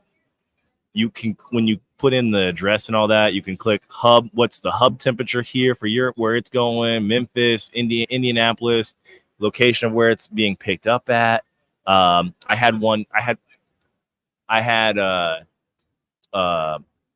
shipped a gecko probably 2 weeks ago. I shipped it to Fort Walton Beach or something. It was in Florida. Okay. And the ship center they sent me, I put it in, wasn't there. I didn't see it. It said the next close one was 104 miles or whatever.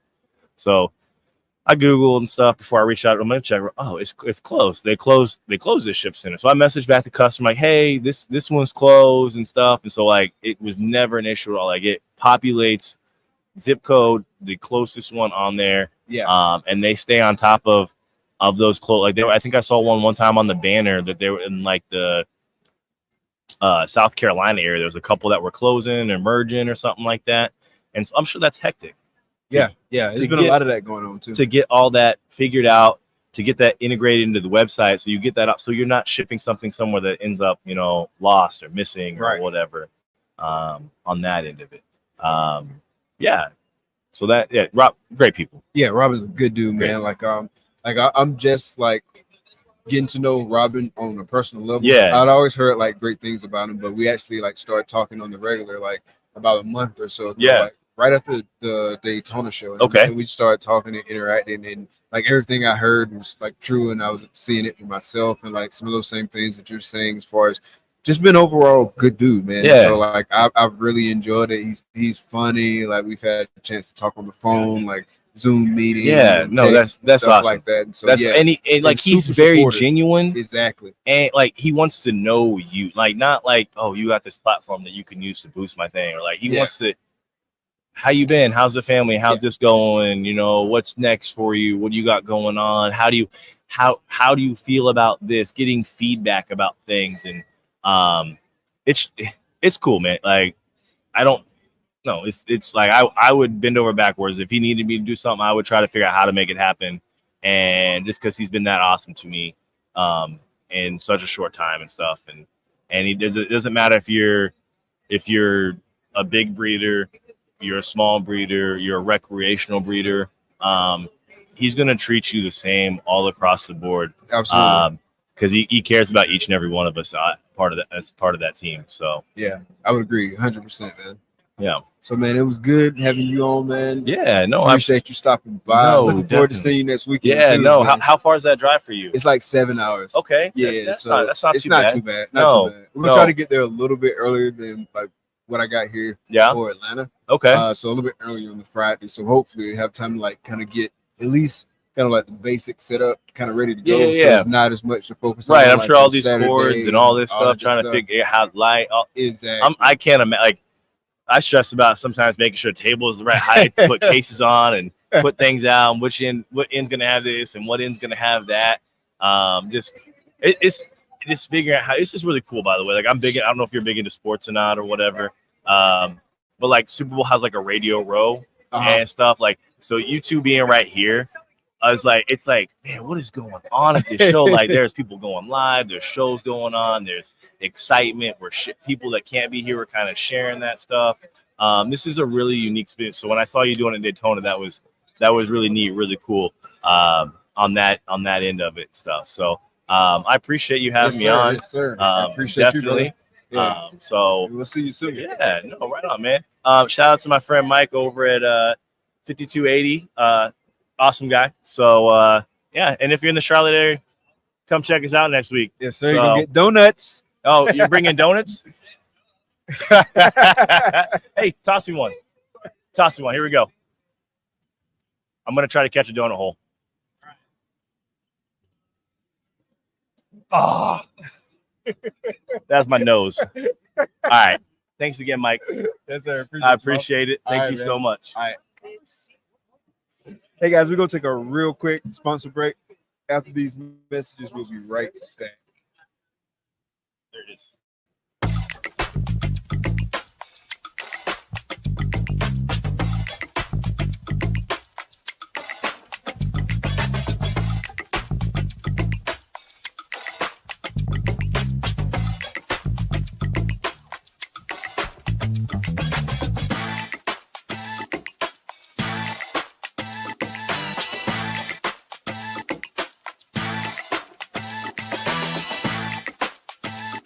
Art comes in many forms. At Armless Angels, it comes to life.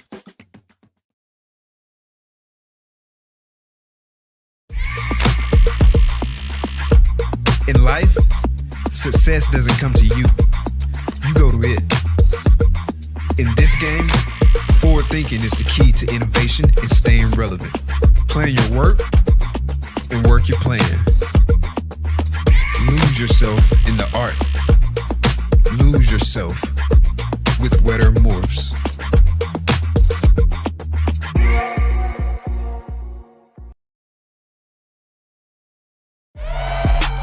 Unlock a wealth of exclusive educational content by joining KINOVA's Patreon, giving you the tools and insights you need to elevate your ball python business to the next level. Leverage the opportunity to participate in monthly Q&A sessions and so much more, learning directly from the world's leading ball python designer. Memberships are currently available up to the student tier. a tier that includes a 10% discount on all animals. Hey, I've been in this Patreon for over 3 years and it's been worth every dime. Don't delay. Join the KINOVA Patreon today. Oh, look, now we're live. Now we are live. What's up? So we got Courtney here from Leviathan Snakes, and we got Troy here from Best Dressed Balls and the All-American Reptile and Plant Expo, which he is partnering with Nick from Sloan Reptiles to do. So how's it going, y'all? Y'all doing okay? Doing great. I'm doing great as well. Yeah. So how's the show been going for y'all? Honestly, it's going great for us. We're having a great time. I know you didn't bring animals, but we've been moving some animals. We got a lot of people asking us questions about them. We got to talk to a lot of really cool people. We got to let a couple people hold their very first snake, and that's always a lot of fun. Okay, nice. Yeah, nice. It's like a different perspective for me now, right? Like not having the animals and just being here as All-American, which, you know, thank you, Bob and Mary and the rest of the crew. And so, yeah, it's neat to see like the perspective that I currently have, but then also getting to watch the vendors and talking to them and seeing how they're doing. And so, yeah, I think from a show standpoint, yeah, I think this has been great. I told Bob today, like yesterday was a great turnout. I think he's got a wonderful Sunday turnout, which Sundays are always even tougher. And if people are moving stuff, you know, like Courtney and the rest of these guys, I think they're doing, that's great. Nice. And so y'all will be in Charlotte next week as well. Yeah. Mm-hmm. Yeah. So big 2 weeks or two weekends back to back for y'all guys, because I know Steven is up there on the A squad. The better squad, definitely the better squad. With Shade and all those guys. And so yeah, definitely turning around for y'all. So it'd be nice seeing everybody though, again, like so close. Are you going to be there as well? Yeah. So we'll be there as well. Definitely got to get like you and Steven on, or like however we do it and whatnot. But yeah, definitely looking forward to next weekend as well. Do you feel like you do better with or without Steven? With. I rely on him so much more than I realized. I was really hoping you were going to say something else. Like we're pretty good. I mean, I know what to do. I can do everything, but I think this is the most animals we've ever brought to a show. Okay. So I didn't really account for the extra time it takes to write names on every single like enclosure, and I didn't like account for the time it takes when 20 of the 55 snakes that you brought decide to poop in their enclosure overnight. So like those types of things, Steven and I usually split up, or like going to grab some food or running to the bathroom or coming to do a podcast. We usually, like, I have Katrina and Ro with me, and they have been, I couldn't have done it without them. But honestly, Steven and I have gotten to the point where we don't need to tell each other to do something, you know. It's just like, he'll do this, I'll do this, and we just break it up kind of like telekinetically, and doing it with Adam's a lot harder than I thought it would be. Nice. What a great plug for Steven. And he's cute, so he's okay. Yeah, what do we say? He's the Wish version of Chase from KINOVA. So if anybody knows Chase at KINOVA and Steven, we say he's the Wish version. So poor Steven. Did I make you self-conscious? Yeah. You want me to talk about you like that? And No. then Troy, oh my god. No, because if you say nice things about me, I'll get really You'll deflect.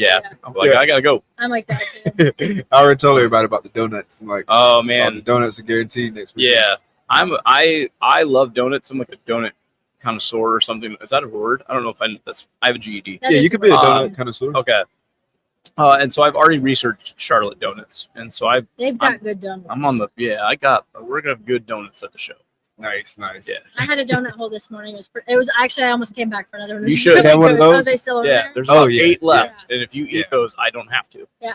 Did you eat the rest of it? There's like 30 in there at the start of the show. And I I'm get pretty 3 or 4 dozen, and I eat like half. Yeah. I ate one, and I was like, oh no, I don't need another one. And then 10 minutes later, I was like, damn, I wish I'd gotten a handful. I said that today. You can't just eat one. It's like the Lay's commercial or whatever, right? Like, Exactly. You can't just eat one. You can't just do one. Yeah. Like, they're good. I broke my keto for it, and I was like, well, might as well dive in. Might as well go all in, right? Yeah, it's not. I mean, Can't if it's broken, it's broken. You might as well. Yeah, it's just a box of diabetes. So, yeah. What about from you? Like, what's your standpoint from as a podcaster about the show? Like, what's your thoughts? Man, it's been great for me. Definitely like lots of good breeders here. It's been like a good mix of people. It's kind of had like that same vibe of like a Daytona or a Tinley and stuff like that, in terms of like people coming in from all over, people who I've only seen online. I know of them, and we talk online and stuff like that, but we hadn't had the opportunity to meet in person. Like, just got to meet Matt Burton in person and folks like that. And so it's kind of had like that same kind of community vibe where you're meeting folks and kind of like getting to shake hands. It's different. Getting to talk with somebody, look them in their eye, like have a drink with them, all that good stuff. And so it's been really fun in that regard to me. Definitely good traffic through the show. You got people coming through, people stop by the table because I mean they see like Chris just said, it's kind of like Radio Row over here because we got like the whole podcasting thing, like kind of sitting situated near each other, and people like wondering like what's going on over here, and so people are coming over here talking and like interacting and stuff like that. So it's been really good. I love the area and whatnot. Everything's so conveniently located. So I think for us, the other times that we've come to Atlanta, I mean, like, you know, I like eating food, but I think the last couple of times we've been here, we've just been like, let's just go to wherever everybody else is going. Maybe they're going to Texas Roadhouse or something like that. But this time we kind of made a point to go places we haven't been before. And I've had some of the best food I've ever had in Atlanta. I called Mary out, or I messaged Mary. I was like, thank you so much for saying like, hey, actually go get good food, because I've had the best wings I've ever had in my life. I've had the best sushi I've had in my life. And I had shrimp and grits in a margarita glass last night. Oh, so good. Oh, nice. So good. Well, if on the food subject, there's a place that I hit called the Old Lady Gang. There's a couple of them in Atlanta, and they're phenomenal. Their fish is great. I think, little plug.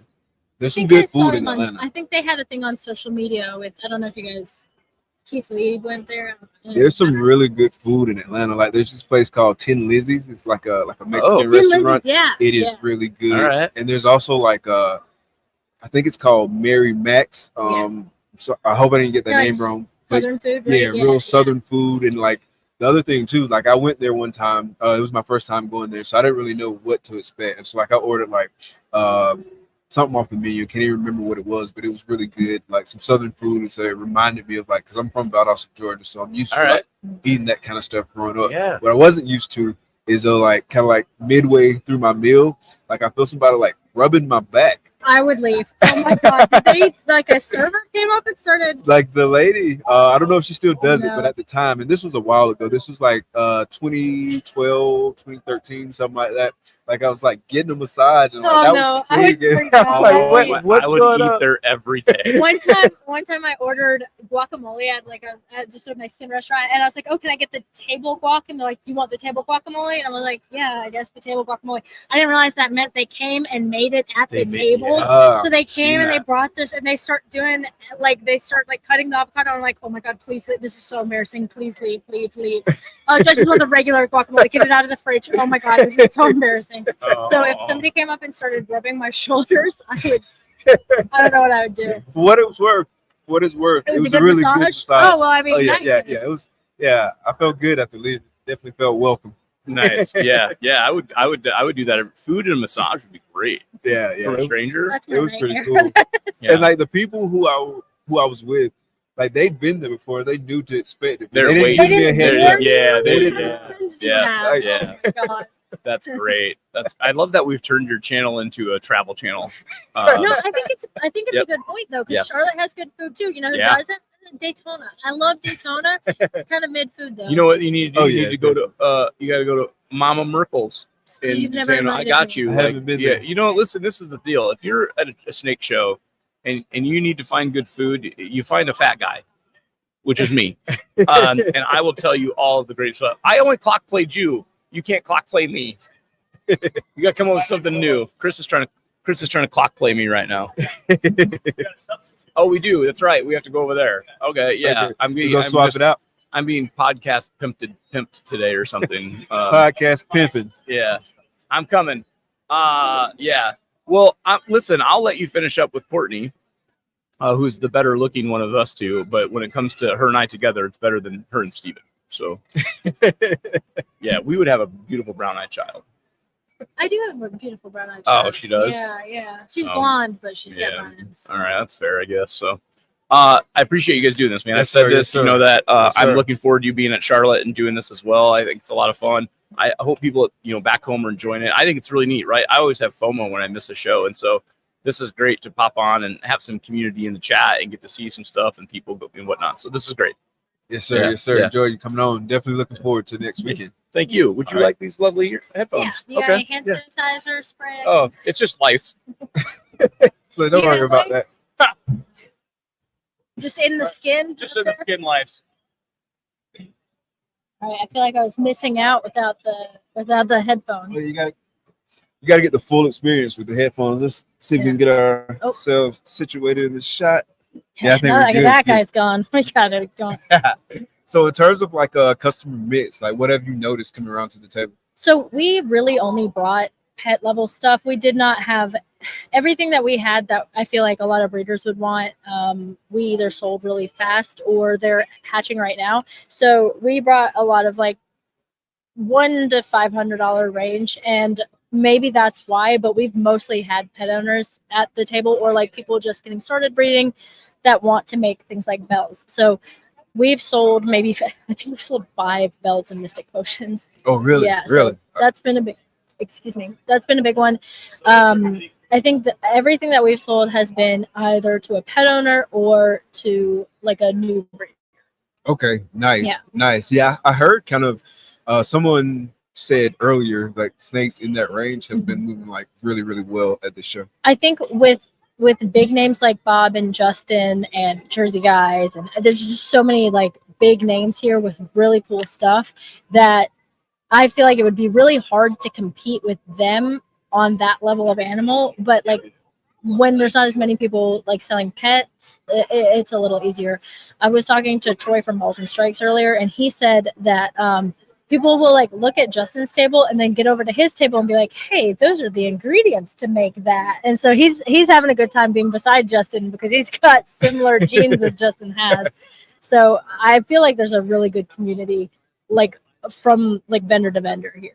Yeah, absolutely. Like that's been one of my favorite things too. It's just the whole community aspect, and everyone's like in such a great mood. Like everyone's like super stoked to be here and I'm super so glad to be excited. here. Talked to Justin earlier. He's like super excited because I mean this show's in his own backyard. Yes. So he's has a vested interest in like a show like this closely situated to him from a local proximity standpoint, like really taking off. And so like everyone's been super excited. I've definitely been having a good time, and we've got family here, and so that we've got to like stay with family, and That's so awesome. that's a good experience. So it's just been all around like from A to Z, kind of all the boxes you want to check off. We've been checking those off for sure. Awesome. Yeah, no, I really hope they keep doing this one because it's been so good for us. Yeah, absolutely. So what else has been good like about y'all's experience here, and kind of talk to some of the challenges and kind of like flipping from the Atlanta show this week to the Charlotte show next week? So I don't know if this would be considered a challenge, but it's something that we kept in mind and that we did specifically because we knew we had these 2 shows to back to back. We don't have anything on Morph Market right now. We're selling we held on to everything for these shows because we've got 2 tables at both shows. We've only really ever vended with 1 table just because we've only ever we only do like 15 plushes a year and we sell a lot online. So we don't ever have a lot to bring to a show. And so this show specifically, we've been holding on to everything for this show. We haven't done any other shows since February. We did like 1 little rep a day, but really we've just been hanging on to everything so that we would have enough to bring to both shows and fill up our tables and like have a good looking display for both of them.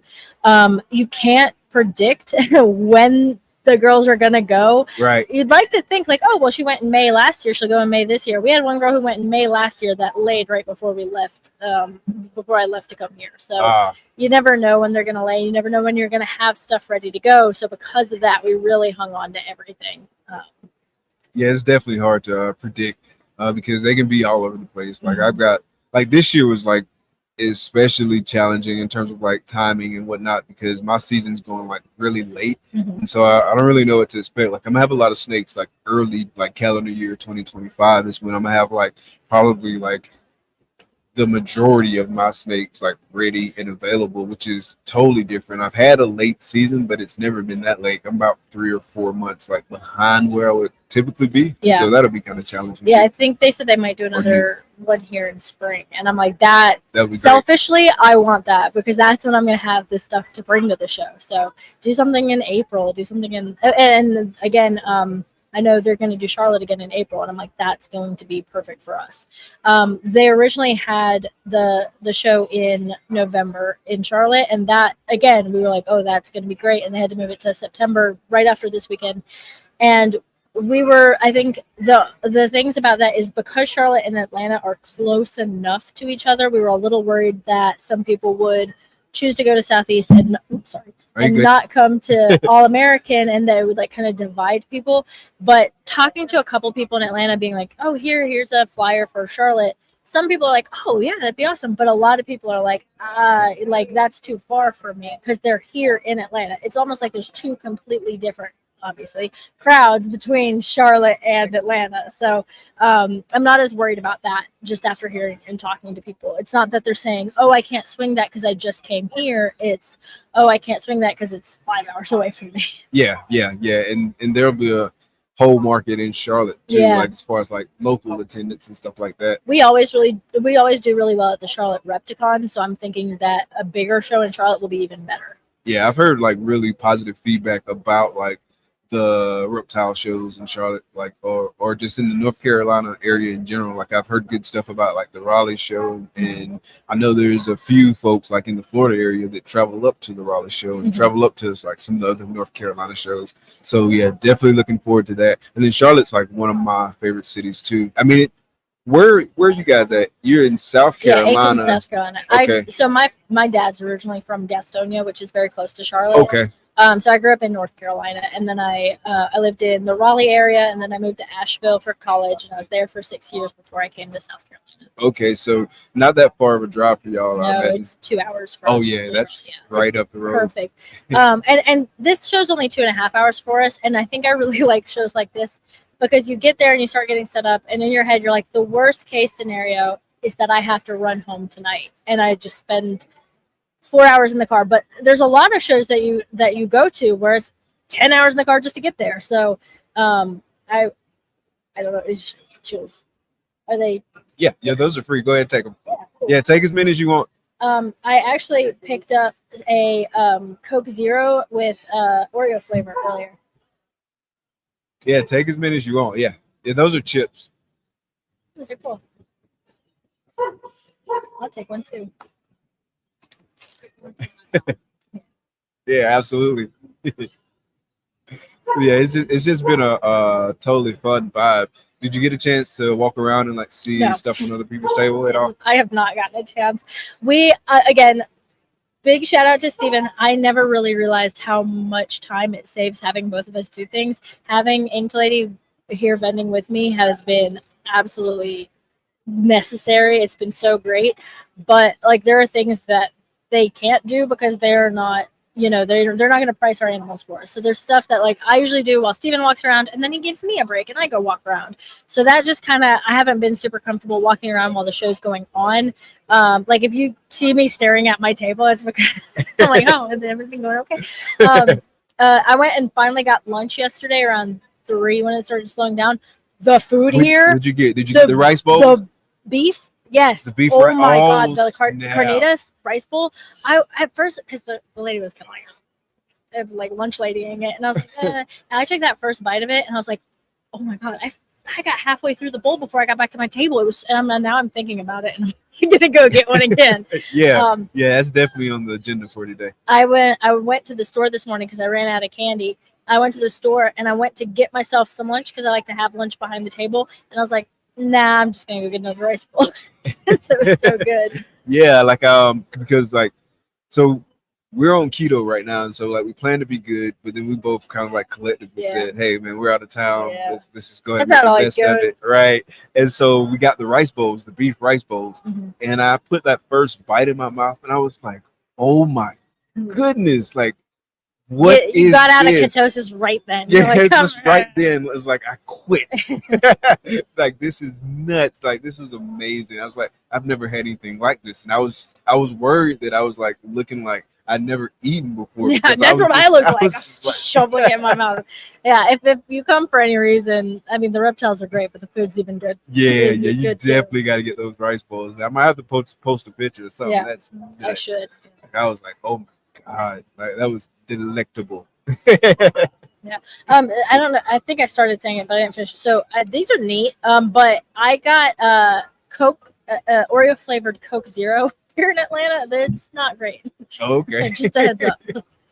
Oreo flavored Coke Zero. Yeah. So if you drink one, it tastes like you ate an Oreo yesterday, and it's still kind of like in your mouth. That's Oh what yeah, it tastes like. that doesn't sound exciting. Yeah, but these are cool. They keep the flies out of your drink. Yeah, I like yeah, that was a cool little concept he did. Yeah. So, yeah, big shout out to Steven from Morphs Constrictors for all the dope swag at the table. We got some branded chip bags, some branded soda tops, pop tops, if you are from up north, whatever you call it, but you know what it is. Yeah. Well, Courtney, man, it's been great, man. Thank you so much. Definitely looking forward to seeing you next weekend. Good luck with everything, man. And shout out to Steven. Yeah, sure. Yeah. Hope he's having a good drive. Can't wait to see him at home. Can't wait for him to unload this mix. Cool. But yeah, it's good to see you, man. Good to see you. Thank you so much. Thank you. And we'll chat soon. Yeah, bye. All right, guys, that was Courtney from Leviathan Snakes. Hopefully, I can get one of those shirts one day. Now we got Billy from Rice Reptiles in the building. What's good, brother? How you doing? Good. How you doing? Good. Good to see you. We got the headphones there if you want them. Okay. Yeah. So how's the show been going for you? It's been a great show. We've really enjoyed it. Nice. Yeah, easy drive. I was talking to y'all Friday, and it's not that bad drive for y'all. No, just 3.5 hours. So it's like a backyard show for us. Nice. Y'all are, because y'all are in Homerville, right? Yeah, we are. Yeah. And so that's like right up the road from Valdosta, Georgia, where I'm from. Yeah. Oh, so that's cool. Definitely familiar with the area. Yeah. For sure. Yeah. So anything we need, like household wise, we're headed to Valdosta, the biggest town close. Yeah. And I'm still not that far because we're in Gainesville, Florida now. Okay. And so that's like an hour and a half away. And so it's just like, it's a quick road trip to get back to Valdosta whenever we need to go. And so, yeah, definitely super familiar with that area, man. So tell us what you thought about the show. Like what's been some of like your favorite things about the show? I every time I look over there, which this is like prime real estate too, to like see what's going on at the various booths. And so like, I really like where we're at, but every time I look over there, man, it's like busy and people over there at the table. So talk about like what you've been excited about. Yeah, the last two shows for us, it seems like something's changed. Like we really have a lot of our supporters really following us to a lot of shows. So we really appreciate all our customers and the people that are showing up for us. But there's a lot of excitement in the projects that we're making and the new stuff that we have coming out. And the show's been, for a first show, you couldn't ask for anything to be any better. The foot traffic yesterday and today's been amazing. Yeah, absolutely. Just the whole vibe. And this is like a really nice venue. So it is. So all that good stuff. I mean, you've got some of the best beaters in the game here. So it's just you can't, like you say, you can't ask for it to be better. You couldn't ask for anything better. I mean, I told Bob already, we're ready for the next one. Yeah, I'm definitely ready for the next one too. And I've been hearing like that same feedback like the whole time. So what did you focus on in terms of like what you brought to the show? Like, and what's kind of like your underlying strategy in terms of like what you're bringing to the shows and whatnot? So we're big into clown projects, animals. So we brought like some of our Pompeii project animals. We brought 3 Pompeis to the show. Oh, nice. And then we also have a new shredder project animals that we're doing in clown. And so we have a fire spot nose. No, it doesn't have a spot nose. It's fire, shredder, black pastel, yellow belly, and clown shredder. So that animal is absolutely wild. We're really liking that project. It's kind of like Hurricane. We've already tested. It's not Hurricane. Okay. So we're making very clean animals. We just hit our first super, and it was very orange, Hurricane looking, but orange like Orange Dream. So, okay. Oh, nice. Yeah, it's pretty nice. Then we also have a lot of lace project animals. We're super into lace. we think anyone that's getting into ball pythons right now that needs to have the lace gene in their projects. Oh So, yeah, it's a really nice it gene. is. I met a guy named Brad earlier. I forget the company name, so apologies for that. But he was super excited. Like, and you know how you are, you pick up something really nice. He just picked up something from you with lace in it. And so like he was super excited about that. Like he was showing me the pictures. It was a really nice animal too. Yeah, our lace lines have really brought back pied for us as well. We have it in our pied and getting it into the clown pied project. And we're really seeing some like movement on the dorsals on the sides of the dorsal with lace in our pieds. So it's really brought back pieds for us. Like it's really enhanced what we want to do with it. Yeah, that lace stuff, like it just pops. I've got he's a Orange Dream Inchy leopard lace. No, ODYB leopard lace. I'm sorry, ODYB leopard lace double head clown pod male. Definitely looking forward to plugging him into some stuff next year because I think it's going to be like some crazy stuff. And so all these morphs become a tongue twister, don't they? It does. You're trying to remember your animal, and Yeah. it's so many genes you can't remember. Like it starts to sound like some of the memes and stuff that you see floating around ball python breeders be like, and like they're just rattling off all this kind of stuff. But once you start getting into some of these like super complex projects and you got like the heads and stuff like that, you got to kind of like take a pause and just rattle it all off and make sure you hit the right one. Yeah, you got to think about it for a minute. But yeah, super excited to get that guy rolling and get some of my lace stuff going too. Yeah, it's really nice. You can't go wrong with it. I mean, any project you're going into right now, like if you love monsoon and you want to get into the monsoon project, lace is going to be great with that. Lace is great with desert ghost. You don't have to have just lace alone. You can put lace with desert ghost. We're going to run our lines of lace and desert ghost stuff and then put it together as well. Nice. Yeah, that should be some really nice stuff. And obviously, I mean, you guys make really nice stuff. Like I stalked some of your animals on Wolf Market too, and it's like, oh yeah, that's really, really, really, really nice. Thank you. We appreciate that. Oh, no problem, man. It's well deserved. I get stoked when I see you guys post like the pictures of your snakes because it's some really nice stuff. And so, it's exciting when you're cutting eggs and you're hitting stuff that you've never, even if it's not world first, if you've never made it. I mean, like I hit these 3 Pompeys, me and my daughter are jumping up and down in the snake room, just excited. So it's fun. And so yeah, man, and even like closer to home, like it's basically coming from my hometown because like right up the road. So I'm like, yeah, this is pretty cool. We're just everyday hardworking people. I'm still in the timber industry. I work every day like 12, 13, 14 hours a day, and then I come home and I do this, and we love it and we enjoy it. Cool. So talk about some of the challenges of like kind of balancing that whole like full-time gig and then doing the snakes, because I mean you guys are like heavy hitting into the snakes and you're working with a lot of stuff and you're on the road with the shows and stuff like that. So talk about kind of the time management, the challenges, and kind of like how you balance all that out. It's tough. Like we have one employee that does our rodent facility. We got a 12x70 rodent facility. Okay. We overproduce because we're rural. You know the area we live in. There's not a lot of people in our area. So we have to produce our own rodents. We'd have to drive too far to get them. Yeah. So we overproduce and then we wholesale them to cut our food costs. So the time management of all of that, having that one employee, she helps out some with our full cleans a little bit, but it's me and my daughter and my wife. My wife does everything online. You're mostly talking to her when you're online, and you're talking to like and she'll get with you on Instagram, and if you're purchasing snakes, unless she's like needing to ask me something or someone specifically asking for me, you're mostly talking to her. Okay. So then me and my daughter are really hands-on with the animals. We're doing the cleaning, the feeding, the breeding, everything. So it's just family-owned business with one employee, and she's family too. So you said that one employee, like she's handling rodents? The rodent facility all together, and then some full cleans once we go through them and spot clean everything, give them all fresh water. The ones that need full cleans, she'll do 30 at the first part of the week and 30 at the end part of the week when she's through with the rodents. Okay, and rodents wise, you guys doing like both Norwegians and mice, or yes, we are. Okay, yeah. Nice. You need to have extra prey on hand with ball pythons. When one's picky, you need to give us another. Absolutely. Yeah, you gotta have it because, like you said, man, if one's picky, you got that flexibility to kind of like switch over to the other one and see what kind of gets that snake going. That's right. And it's all about them at the end of the day, right? It is. Yeah, you want to get them eaten. If you know, to not have the worry of having them stuck on mice, we won't worry about that. We get them eaten. And once they get aggressive and they show aggression toward their food to where they're excited about eating, then you can switch them back to rats. You do not have to worry about like having one stuck on rats for me. You can switch it back and forth a little. Absolutely, absolutely. So before we let you go, is there anything you want to plug? Tell people to be on the lookout for some stuff. Sure.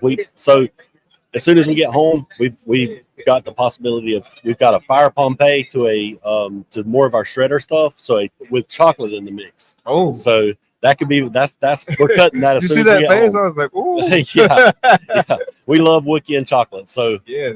So we're going to get that going there, and then we've got a lot more lay stuff coming. Clown pied lay stuff, lace clown stuff. So we've got a lot of that coming, and we've hit spot nose Kiki that's hit Kiki Project Animal that's hit Desert Ghost. Okay, nice. I love that project too, by the way. Kiki stuff. Yeah, it's cool. And then even better, throw DG in the mix. Some nice codums. And then we also are making a lot of VPI Xanthic Desert Ghost stuff. Okay. Got a lot of that in the Clown project, and we're even working it into Pied and the G-Stripe Kiki project. There's a lot going on. Okay, yeah, you're talking about language with all those projects too. All right, man. Well, I appreciate it, man. It was great chat with you. We'll definitely have to get you on the live show too.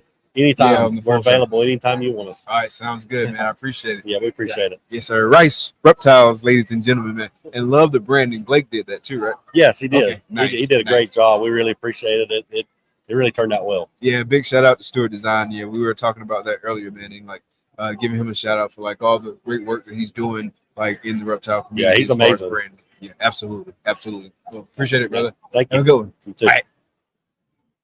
Hey guys, we're gonna take a real quick sponsor break, and we'll be right back after these messages. Known for his innovative approach to genetic shed testing and top quality ball pythons, Grey Rider Reptiles also excels in exceptional customer service and responsiveness. With a quick turnaround time, Charlie ensures you get the service you want and need. Visit shedtesting.com to explore his offerings and experience the best in the business. Don't miss out. Head to shedtesting.com today and unlock the power of your breeding projects.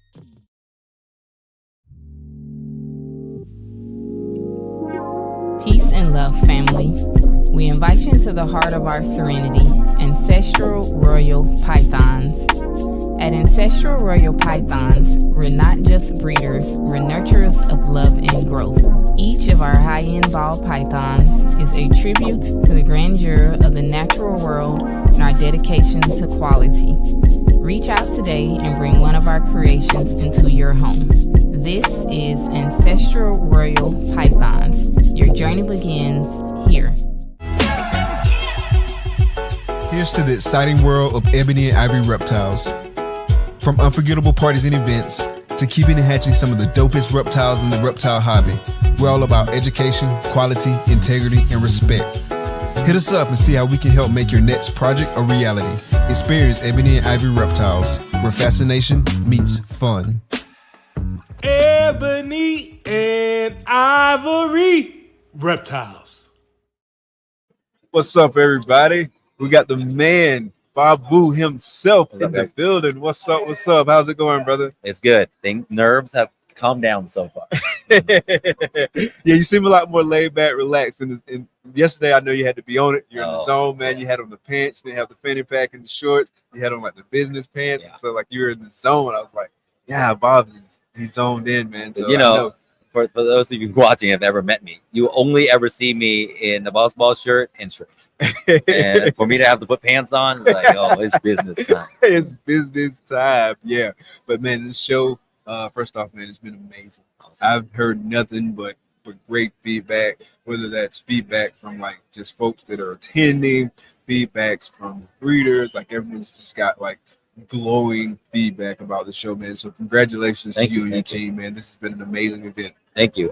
The hard work from my team, honestly, between helping people unload and managing the front has been amazing. I honestly thought again, the goal is that they get so backed up, but then I was thinking in my head yesterday when we went out there to check out the line, and at like 9:50, there was 500 people waiting in the lobby. And I told them, I was like, people can't wait for too long, because some of these people are not hardcore reptile people. They might go somewhere else. Right. You know what I'm saying? They're like, oh, this is a 2-hour wait. We leaving. So I was like, walk down these lines Uh-huh. with the square readers and go ahead and check them in. Go ahead and have them pay or check their IDs online and give them wristbands. That way at 10 o'clock, they can just go ahead and go in. I don't need it to be at 10:30 and we only have 50 people in here. And Right. the vendors are like, what the heck? So my teams went straight down the line. If you already got, you have your money, your credit card, whatever, go ahead and give them a wristband, let them all in.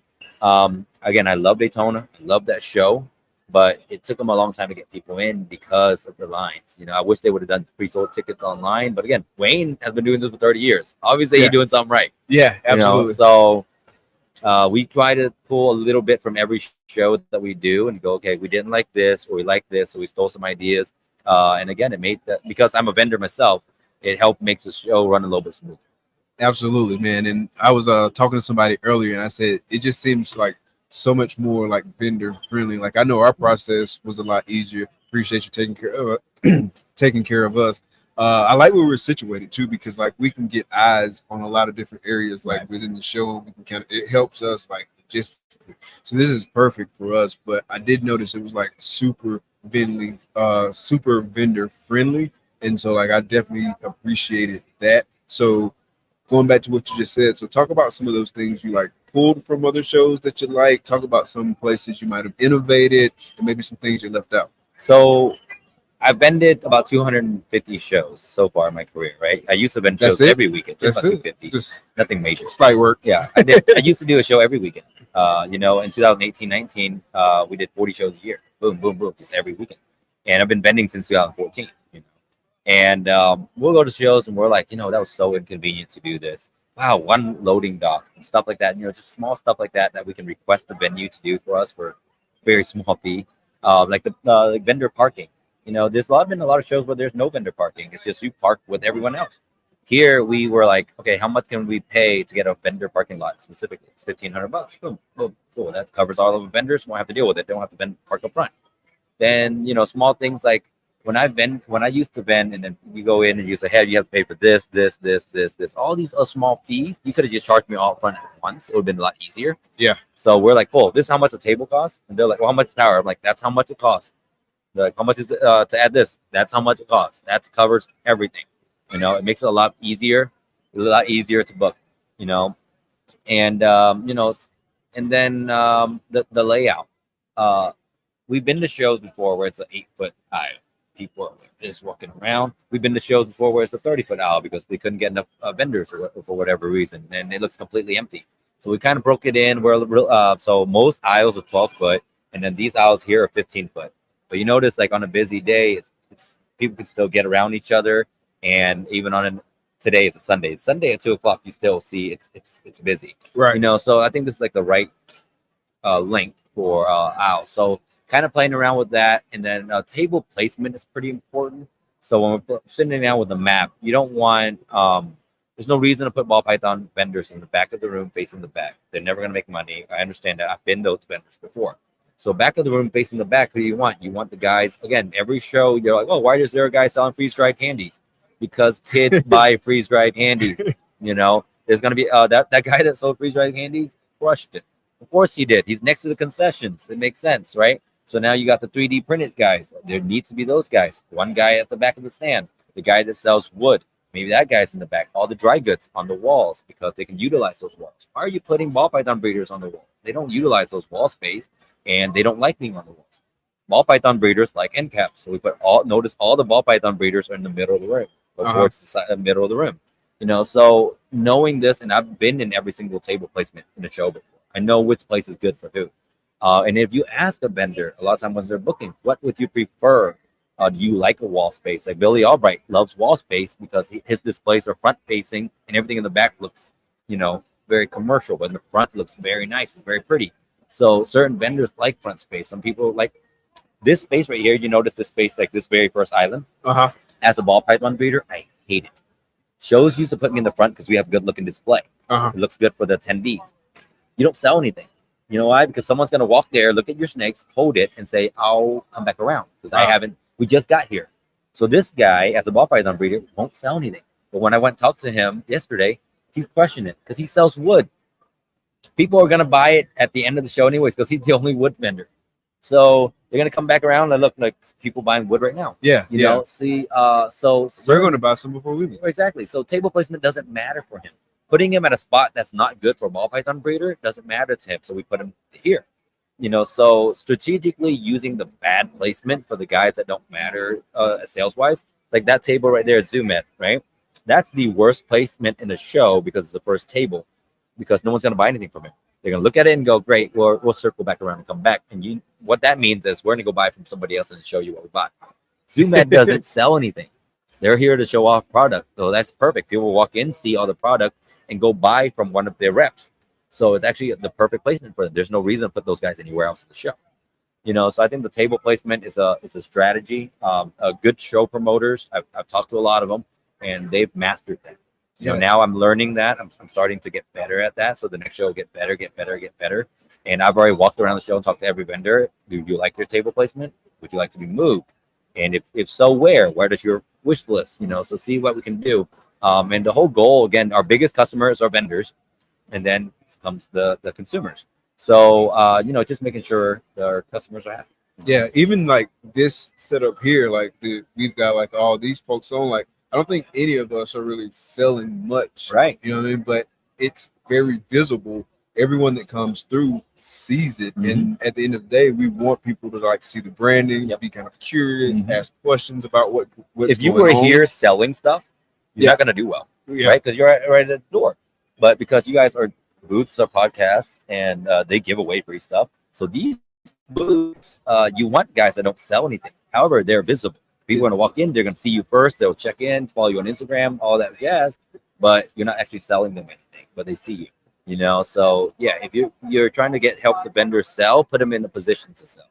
If the vendors are not selling just for visibility, you put them in a position for visibility. So yeah, trying to maneuver all that. I've been to shows where they don't even think about it. They just boom, boom, boom, boom, boom, boom, boom, and then just add people. And I'm like, and I'll be honest, I don't want to be that guy, but as a ball python breeder, used to doing a lot of small shows before, I'm like, I'm one of your best vendors. Why are you stashing me in the back of the room? Or why are you putting me in this bad position? They're like, well, it was alphabetical order or whatever it was. And I'm like, what do you mean? You know, who's this guy? Who's this guy? Feel free. This is the owner of Morph Market or something. What's Morph Market? I've never heard of that. Huh? Take a selfie. Facebook is again.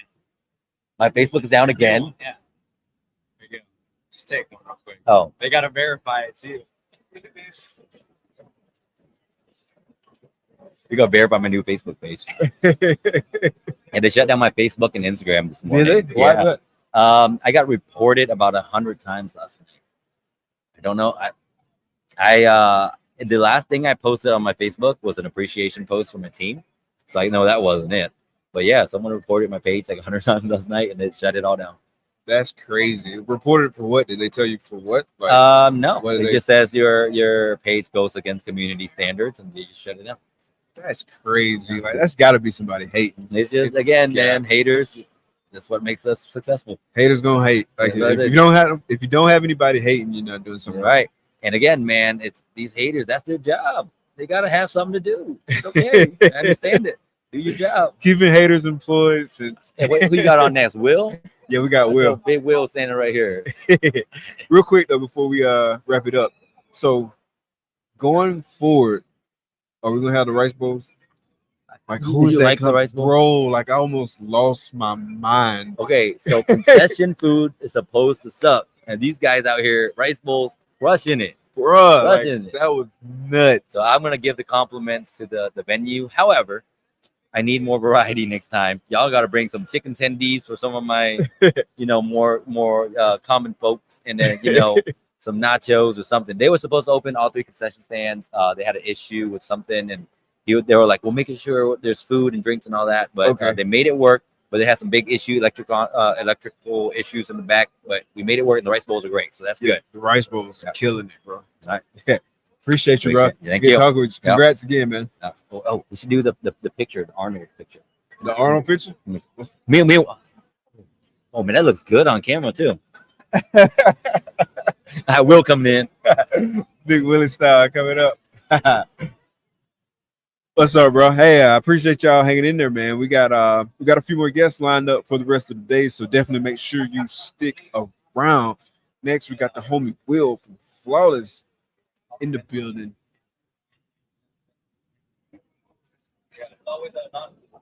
Yeah, definitely. Bro, that shirt is flawless. Oh, you know it. You know it. You know it. You know it. It's killing it. What's good, man? What's good, man? How's it been going? It's going great. I can't complain at all. Yeah, I know you guys killing over there. You got to be. Absolutely. Yeah, we were super excited about the Cresty we picked up from you. Oh, I'm happy. I'm happy. We got some flawless blood down there with you guys. Yeah, nice. Gonna represent for us. Nice, man. So what's been so talk about it. What's been exciting you about the show? The number one, the amount of people that's come through the door. That's what we're all about over at Flawless. The amount of contacts you can make, increasing your reach. Again, on the business side of things, it's not always about closing the deal right there on the spot. A lot of what we do is educational, informative, and pretty much just trying to get more of the youth involved in what we do. Because if we don't, it's going to die with us. Yeah, absolutely. It's all about like bringing new folks into the hobby. Absolutely. And that's actually been one of the things that's excited me about this show too, because every time I look around and I look out, man, I see kids, man. Absolutely. I see kids holding their first snake. I see kids excited about what we're doing, like just having a great time. We've even had a kid pop up on the show, and so like that's been cool. We had like a kid come over that was like talking to us about like what we did, and their parents said something that was like super inspiring, super motivating. They said we're taking him around, we're introducing him to people, showing him that he can have that entrepreneurial spirit about something that he loves, and doesn't just have to solely rely on like a 9 to 5. And we're trying to instill that in him early. And so like I was super pumped when I heard about that, because like I wish I would have started thinking about it like at that age. Right. It was a while before I kind of that switch kind of flipped like in my head. And so like to get exposed to that so young and like get around, there he is right there, bro. He's walking by right now. Oh yeah, yeah. Actually, he had me sign the sign the shirt. Autograph his shirt. It's really, really cool. Actually, I deal with his dad a lot. Okay. Both of them are really, really awesome. They look up to us. They've been following us, and actually, as a breeder and as a vendor, we're quite taken back by that. It's like, man, you're really impacting the industry. So everybody, no matter what the size of your brand is, small and large, you're having tremendous impact on the industry, on the hobby. Absolutely. Like that's dope, man. It's funny. He popped up right as we was talking. Yeah. He's been over at our booth for a while. We've actually been taking pictures and video. We took a video of him earlier to make sure that we can put him on our brand as well, put him out there. Yeah, like maybe we can snag him real quick. Oh, yeah. Hey, you want to do a pop-up? We was actually just talking about how excited we were to see that he was walking around, like meeting everybody. You want to come on real quick? What's up, man? What's up? We was just talking about you. We was talking about how proud we are of you and like walking around and getting to meet everybody and just kind of like really like learning about the entrepreneurial spirit. So you want to say what's up to everybody? We are live. Like we're on YouTube right now. He's like, oh, snap. You didn't tell me that. Hi. Tell everybody your name and tell them about what it's like. You want to come on the microphone? Yeah, talk right here. Just lean up. You good. Tell them one more time. My name's Damien, and I'm part of Hypnotic Serpents. It's nice to meet you, Damien. And that's what these shows is all about. Yeah. You know it. Yeah, tell everybody where to follow us. He's nervous. We put him on the spot. You know it. Anytime. Yes, sir. Yeah. So that's what it's all about for us. Actually, we brand ourselves around that, trying to get out into different networks to be able to reach our following.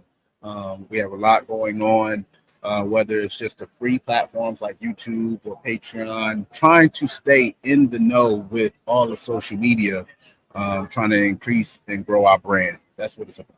Yeah, and like think about it like from his perspective, right? Like he's gonna go to school, tell his classmates and stuff. Like, man, went to a reptile show this past weekend. I saw like all these people. I jumped on a podcast. It's so exciting, and it's just so fun, and like that's what I like about like this whole vibe that it's been this weekend. It's been nothing but like a fun, like positive, like everyone's like passionate, and like you just see it shining. Oh yeah, it's organic. Exactly. It's organic. That's the perfect way to put it. To the point of, even with Audra, sometimes she was nervous when we first get started, and now she's like a true natural. A lot of events we go to, including this one, he just ran up to our booth. That's Will. His mom is like, what's going on? I'm like, hey, what's going on, dude? And it's really cool for anyone's followers to meet you in person and realize you're just as organic and real as they see on camera or on social media. Yeah, absolutely. Yeah, that's a big part. So next weekend, Charlotte. Yes. Gonna be another really good show. Yes. Looking forward to that. Yep, we'll be there as well. Yeah. We'll definitely be representing, love Troy, love Nick. Love being able to support people who support us. We've been friends for quite some time. And it's local to us, so about an hour north of us as well. So Okay. It's gonna be cool. Okay, yeah. So a little bit longer of a drive for us.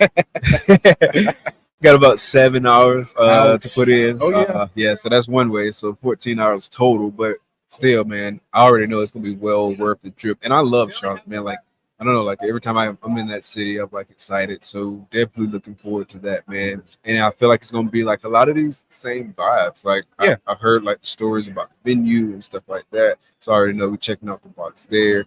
Certainly checking off the box with like good quality, like vendors like yourselves. And so like all that's gonna be in place for that show as well. So definitely looking forward to that All American Reptile and Plant Expo. And of course we'll be there to cover it. You know it. Maybe we can get Audra on. Oh yeah. Oh, she's always ball game to come on. Yeah. Like maybe we can get her on. I think so. She'll be ready. Yeah. So talk about like as far as like what's been hot at the table. Okay, so what's been hot at our table, obviously, in the crested gecko world, is the Exantics. We brought quite a few out. We've moved quite a few. They're in high demand. Also, we have some specialized projects that we focused on and been focusing on for years. We have a high white project that's red base. It's really been a passion of mine specifically. Audra is more of a tricolor, more of a lily white. We have all those here, and they've all been doing really well at the table. So we've moved quite a few. Numbers wise, if you want to think about it, we brought in right in at 120 geckos. So far we moved 27 geckos. Oh, nice. Not bad at all. And she still was closing deals as I was coming over for the interview. So yeah, when you go back over there, it's gonna be 40. That's what I told her. It has to be, or I have to write her up. Nice. So clientele wise, like have you noticed like a lot of people that are like into breeding the geckos, or they're just like keeping them? Like what you've been seeing? A little bit of both. It's very interesting. So that's more probably a longer format question, but to summarize it for this show specifically, and actually the last couple of shows, Daytona as well, we have a lot of entry level keepers, and enthusiasts, and a lot of first time purchase. First time getting into reptiles or getting into crested geckos because of the ease of care. Luckily enough for us, we've been pushing so hard and getting ourselves out there on these platforms that we also have other breeders that are already established that are also purchasing breeding projects from us and furthering their projects to make it more interesting for them the further they get into it. We also have that, like I said, that platform as far as with Patreon, where it also offers discounts and, longevity terms with that. So it really helps out the industry as a whole. We preach about togetherness. So we often refer customers over to other vendors and other breeders. Today, we actually walked a couple customers over to other breeders just because we don't have what they were specifically looking for. I think good look on that. Yeah, I think that's needed. It's needed. If you're not working a project or don't have what a customer is looking for, they still need what they're looking for. Right. Why not help out another fellow breeder? Exactly. Yeah, definitely good look on that, man. And so, did you guys bring any ball pythons? No So ball pythons. We have a whole business plan when it comes to the ball python. So we have flawless crested geckos, which we've been doing for 8 years. We did online only for the first 3, and then we started vending when we were just right next to Bob, and we made that connection instantly. My daughter purchased her first ball python, which got all this started from Bob. It's been all downhill from there. So Flawless Exotic Creations, we're now roughly around 275 ball pythons. Oh wow! Yeah. people always question the industry, and we're not nervous at all. It's not a clout thing or anything. It's more of an investment for us. We're a little bit over $500,000 into Flawless Exotic Creations. And like I said, we're looking at it the long term, 10, 15, 20 years from now. We're already producing some incredible animals. And for anyone, and this is a great platform, interested in getting into the ball python side of it, last year was our first breeding season. We produced 255 ball pythons. We had 40 holdbacks. We have no ball pythons available from last year. We never vended with the ball python, so we have zero inventory. All online sales. All online sales. So that tells you a little bit about the hard work that you have to put in as far as on social media, branding, and network. Exactly. So yeah, very important. You got to put in the work, man. And I'm actually glad you mentioned that in terms of like your mindset, in terms of like the turnaround on it. It's something we were talking about last night on Double Clutch. Shameless plug there, but we were talking about like that exact same thing, man. Like coming into the game, because the topic was like, should you breed ball pythons? And so, of course, coming from both me and Matt, obviously we're doing it, so we feel like we should do it. So the focus was more so on why we feel like it, and that was one of the things that we said. You know, what I'm saying coming into this, we didn't have that. This is going to be a get rich quick, fly by night kind of thing. This is going to be a long term commitment, because this game rewards those who can stick through it the long term. You look around and you see like all these folks who've like been in it for 10, 15, 20 plus years, you know what I'm saying, still here, still making cutting edge stuff. Really, a lot of them, the leaders in the game in terms of innovation, and they've been in it for a long time, but still like just really pushing the needle because that passion is there. That's another thing that we talked about too. But you definitely got to have that long-term mindset. That's so important. And to add on to that, you speak about cutting edge projects, cutting edge stuff. That's one thing that's literally across the board. Anyone that's been doing this for, you know, a really lengthy period of time, they are not reproducing the same thing every single year. No, they're putting a little bit of thought into it. You know, you're going to miss the odds more often than not. Unfortunately. If I can miss it, I'm going to miss it. That I always say that all the time. If it was a percentage, man, if I'm hitting 10% success, I'm doing good. Okay. So that's also a part of our business plan. All of our breedings, and we have a lot of breedings going on.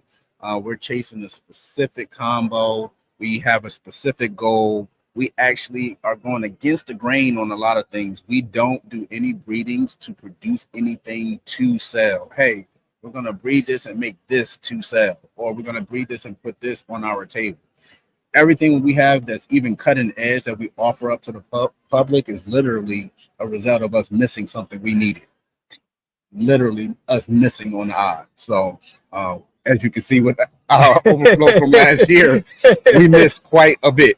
Yeah, man. Like that's another thing like we've talked about like often on the show, man. It's just the appreciation you gain from how easy it is to miss the odds. Because I know when I first got into it, you know what I'm saying, I would jump on there. I'm on Morph Market. I'm utilizing the Morph calculator. I'm like, I 1 in 16. I can hit that. Shoot. It's funny. You can miss it. It's funny you say that, and once you start looking at it that way, you start rethinking that too. Because and we preach about that on our YouTube channel. It's like, why in the world would you set yourself up, just for an example, for odds like that, when you're going to gun for those odds? All I'm going to do, and again, there's nothing wrong with doing double head to double head. Nothing wrong at all. But if you're in a situation beforehand to not set yourself up that way, and you choose to set yourself up thinking that when I breed them, I'm going to hit the all gener, you're thinking about it wrong. Yeah, like you might. You but might. You likely won't. and at this age now, you're going to have to shed test everything. Like the money you spent on the shed test, you could have invested on the front side and hit more combos. Yeah, but you can't save 20% if you buy your shed test this weekend with the homeboy Charlie over at shedtest.com. Promo code HC20. Look, he sponsors us all. You know, he's my sponsor as well. That's what I'm talking about. That's the homie. But yeah, you're absolutely right, man. It's just you really gain like a real appreciation for how many gut punches those odd guys will throw. Right. Yep. It's got to be the name of the game. You want a quick tip for us newbies getting into it, if you can, increase the odds of your breeding. So, you know, for that one female that you want to go out there, if you can swing 2, get the 2. Yeah, you know, and it's a numbers game. Make sure you got backup males. Okay, because when your females is ready and your male that you spent all your money on decides he doesn't want to breed for you, you're kind of stuck. Yeah, so at least make sure you prepare for that. Been there for sure. Well, brother, man, it was good talking with you. Definitely can't wait to link up again. And we're gonna see y'all next weekend too. And hopefully we get to highlight you before we get out of here today. Absolutely, as well. I appreciate it. you. Yes, sir. Appreciate you guys. coming through, man. And good luck with everything, man. Love what y'all doing, man.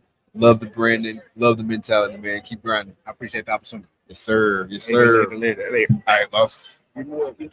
Yo, what's good, man? We just wrapped up with Will from Flawless, man. You know they doing it big, man. They got the Crested Gecko game on lock. They doing the thing with the ball pythons, man. So definitely check them out if you're not checking them out. But I already know you all following them. But if it's the slight inkling of a chance you're not, definitely make sure you check them out.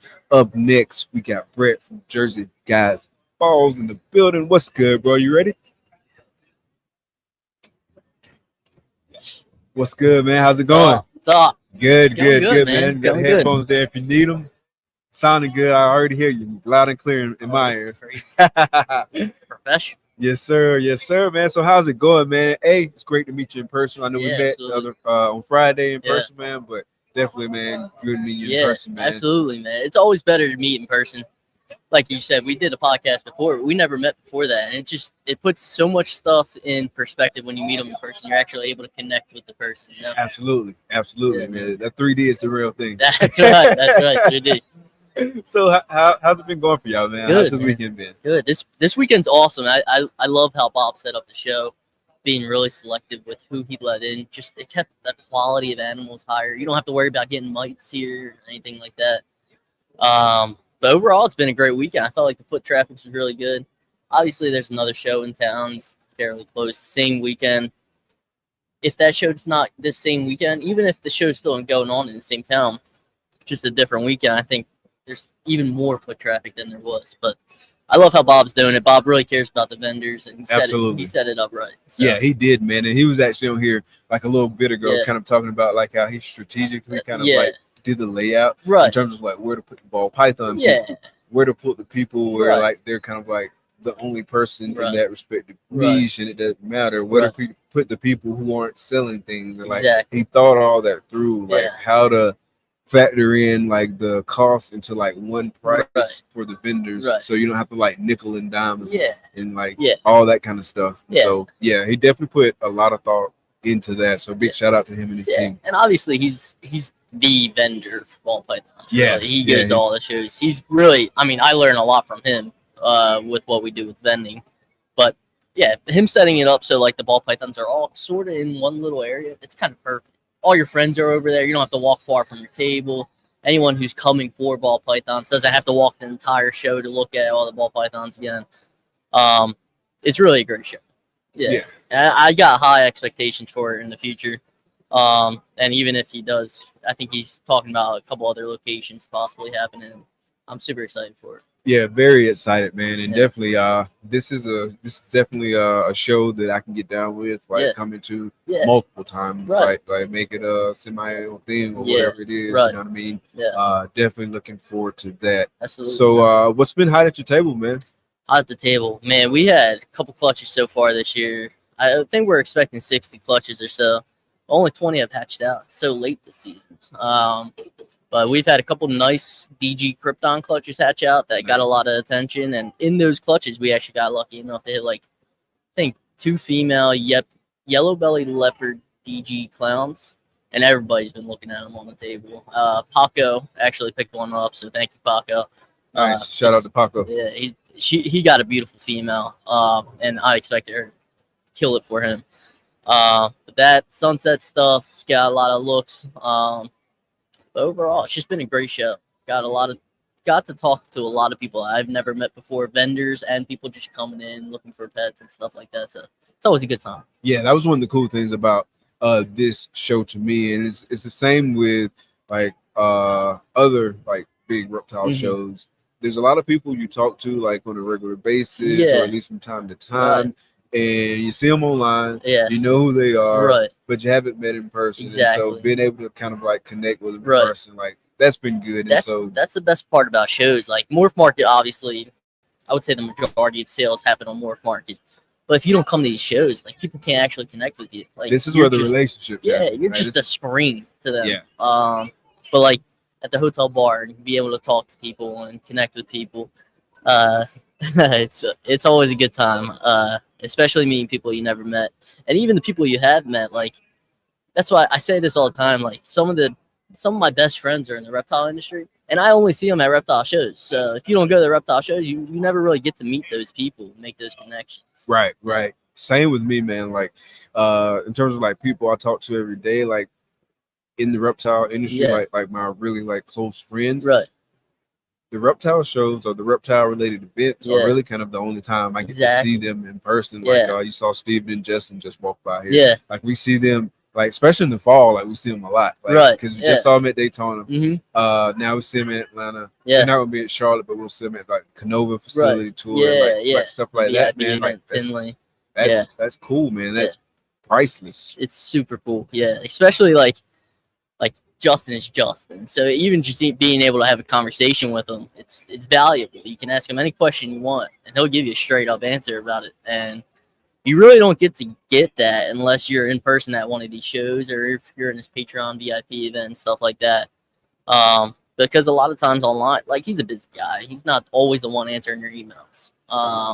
So shout out to Summer though. She does a damn good Summer job. kills. I said that yesterday. We got dinner with them yesterday, and man, how he ran into Chase and Summer and got lucky with both of them. It's crazy. Like you hear about a lot of companies that have to go through really, really bad employees to get to the good ones. And I feel like he just started out with the good ones. But yeah, Summer kills it. She kills it with everything she does. They're just the whole KINOVA team is just a great team. Yeah, absolutely, good absolutely. Yeah, love those guys for sure. Absolutely, man. But how's it been for you? How's everything going? It's been good, man. I really like this location. Yes. Because like I can put eyes on like a lot of different areas in the show. Yeah, absolutely. This location is a great location. Just because, well, first of all, let's start with the location of the show. It's a great location. We're in Atlanta, and there's a ton of hotels right near us, so you can really stay right next to the conference center. Yeah. And me and my dad just parked here and walked across the street wherever, and Ubered if we went to the bar or whatever. But this specific spot in the show is great because you can see everybody. You can see Justin's booth, and you can see over here to Exotics Unlimited and Leviathan Snakes. This is a great show. Yeah, I do love this spot because I can kind of like just like I said, man, just throw eyes on like all the different places in the room. So this is great, man. Yeah. Show's been really good though for us. Yesterday we did have like some hiccups with the audio. I think I might have mentioned that to you earlier. Right. But today has been like smooth sailing. That's typically how it is. Like the second day compared to the first day, like all the stuff that's going to happen to you typically happens on the first day. And then the second day, you've kind of got all that dialed in. And so like then it's just smooth sailing. Actually got here a little bit later than I did yesterday because yesterday we were here at like 7:55. Trying to get set up, make sure everything was good to go. Today slept in, I got a good bit of sleep last night too. So super stoked about that. Hell yeah, man. It makes it so much easier to like think and formulate sentences. You don't know how hard it is to formulate sentences when you're hungover and that's tired. right. And when it's the same thing as vending, like you're talking to people all day. It's socially exhausting. It's what we love to do. We love to do it. We want to do it. But man, you're tired at the end of the day. So I can imagine you pretty much have full blown conversations all day. I can imagine that's exhausting. Yeah. It definitely it's a different grind. Yeah. Because like with the one show, right? Just doing one episode of Clutch Conversations. At most, there's like 3 people on if it's like a state property episode, or maybe it's just like a one-on-one. But it's still kind of like one contained conversation. But like when you cycle through like multiple guests all day, it's kind of like you're working different muscles. Your brain's never stopping. Yeah, because there's so much stimuli, and so it's kind of like it's definitely a lot different kind of dynamic. But the good thing though, when you're just on Clutch Conversations. I say just on Clutch Conversations. Right. I don't mean to downplay it, but you know what I mean? Like when it's just Yeah. like 101 or Right. like maybe 103 at most. Now you've kind of worked like a different kind of element Sure. of your game. And Yeah. so like you can streamline like that conversation more. So there are some benefits to it. Sure. And I really like engaging with everyone at the show, having the people come around, people Right. being like willing to come on. Like Yeah. that's huge, right? Yeah. Because at the end of the day, you're here to sell snakes, Yeah. right? And so super appreciative of everyone like being willing to come over Right, and kind right. of like chat snakes and Yeah. stuff like that. It's a way to engage. And so Yeah. like that's good, man. And definitely appreciate people being like flexible with the Mhm. times. If they see like something's running over, like okay, Yeah. we can be flexible with it. Absolutely. So that's cool, man. So I've really enjoyed Yeah. like this whole opportunity, this whole event. Yeah, it's super cool. And like this is fairly new for the reptile hobby to be able to do this live podcast from the show. I feel like it gives people a whole different perspective. Like it's one thing having a conversation in your basement or in your office, or whatever. But being at the show, you're seeing how happy everybody is walking by. I don't know. I feel like it just gives you a lot of excitement. And not only that, but like this podcast, you're talking to a lot of the vendors, and you can use this podcast to figure out how we can make this better, how we can make the show better, how we can make the industry better overall, if there is any problems going on. But I don't know. I think this is a great idea. I think you're killing it, man. I appreciate it, Yeah, brother. Yeah, yeah. definitely appreciate all the support, man. Absolutely, man. There's a couple podcasts that run this industry. I think you're up there with them, man. I appreciate that, Yeah. bro. That means a ton, Yeah. man. That means a lot, man. Absolutely, I appreciate it. Maybe one day we can get your dad on. Yeah, we could. We're gonna have to pull some teeth for that, man. I've been trying to get him on a reptile podcast. I don't know. I feel like I don't know. He's part of the generation that he feels like he's gonna slip up on something, say something stupid. But I don't I do it all the time. It's not that serious. It's part of being live. Just like- have fun. Yeah, I do it I all don't the know. time. I just like having conversations, hopping on, and yeah, I'm lucky enough to call you my friend now, so I enjoy talking to you. We have good conversations, and you seem like a good guy. So I'm always down for this. But I don't know, it's a great time here. Anyone who didn't come to the show should come to the show next time. I'll say that, because this show, it's giving me an NARBC Arlington vibe. Yeah. Like before they moved to Dallas, how great that Arlington show. That's how this show feels with all the heavy hitters here. And there's like I said, you don't have to worry about getting mites at the show. I don't feel like there's not a lot of imports here or anything.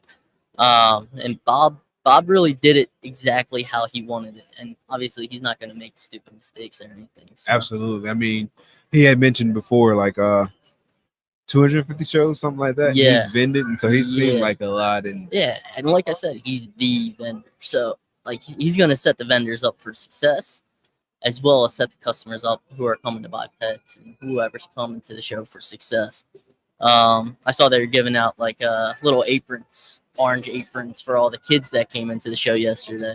I thought that was super cool. Like I feel like usually NARBC will give a gift bag and stuff like that, but I don't know if anyone even ever looks in it. But the apron was super cool. Like I actually had someone asked me to sign their shirt yesterday. I was like, me too. Yeah, wow. Like we actually just had him on the show. oh yeah, Yeah. I was like, what Yeah, the he heck was is just on the going show. on? Yeah, he came on Yeah. for a second, introduced That's himself. awesome. Yeah. But yeah, it's just I don't know. This show's giving me great vibes. I think it's only up from here, man. Yeah. I'm really happy with how it went this time, and I think there's a lot more potential for it as well. And when you look around, man, I mean, you see smiles on people's faces Yeah. and stuff like that. Right. And people are smiling, like they're Yeah. having a good time, enjoying themselves. They Yeah. got bags in their hand, all that Exactly. good stuff. And even the vendors are smiling. That's another Yeah. key thing. Yeah. I feel like vendors can get upset quickly if it doesn't go well, but I feel like all the vendors are smiling, having a great time. Even if they're not selling as much as they hope, we're just having a great time with Yeah. friends. And that's But important. It's important. Yeah, for retention, Yep. having them say good things about Absolutely. it, all that good stuff. Absolutely, man. Well, bro, it's good talking with you, Absolutely, man. buddy. Definitely gonna try to slide to the back Yes, sir. before we wrap up for today. Yes, We're sir. gonna be wrapping up the show soon, so I'm gonna kind of be mobile. And Got so it. yeah, You got definitely it, looking man. forward to Yep, it was a chatting with pleasure, you some buddy. more, man. I appreciate it, man. Yes, sir. Appreciate you, Yes, brother. sir. Cool. All right, guys, that was Brett from Jersey Balls, man. You already know, man. They are working with some absolute heat. And then speaking of absolute heat, up next, we got the homie One from Windy City Morphs in the building. What's good, brother? How you doing? Good, Mike. Good, How you doing, my good, brother? good. Man, got the best picks in the game, man. I saw picture of a snake posted the other day. Didn't even have to ask questions. Who produced that snake? Who took that picture? Because I already knew, and it wasn't even him who posted it, man. Appreciate that, man. Yes, sir. Yes, sir. Yes, sir, man. How's it going? Good, mic check. Good. Yeah. Maybe want to scoot up a little bit closer to the mic. Oh, we're doing good, man. Thank you. Appreciate the kind words, Mike. Yes, sir. Yes, sir, man. Well deserved, man. You working with some heat, man. And like I told you before, man, like the way you present your animals, man, it's just like it's first class. So definitely, man, big respect to you. Big shout out to you. No doubt. Yeah, I feel like I mean, I come from breeding dogs, like I've told you before, and to me, representation of your own brand, I think that's priority, and I think you should really get that down, because you know these animals are pretty much we're just breeding them, you know what I'm saying, but the animals are pretty much what stand out and what have to be appreciated the most to be. Yeah, absolutely. That's why I take a lot of pride in my pictures and my brand, you know what I'm saying? Absolutely, and let the animals like speak for themselves. Exactly.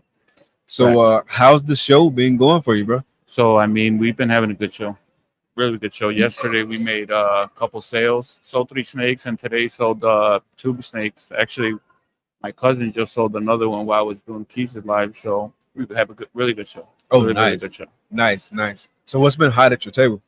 Higher, and we sold our sales have been higher, and over $2,000 for sure. And everything has been over $2,000. So sold a couple DG Krypton stuff, DG Krypton combos, a couple double heads for the project, some ingredients for the project.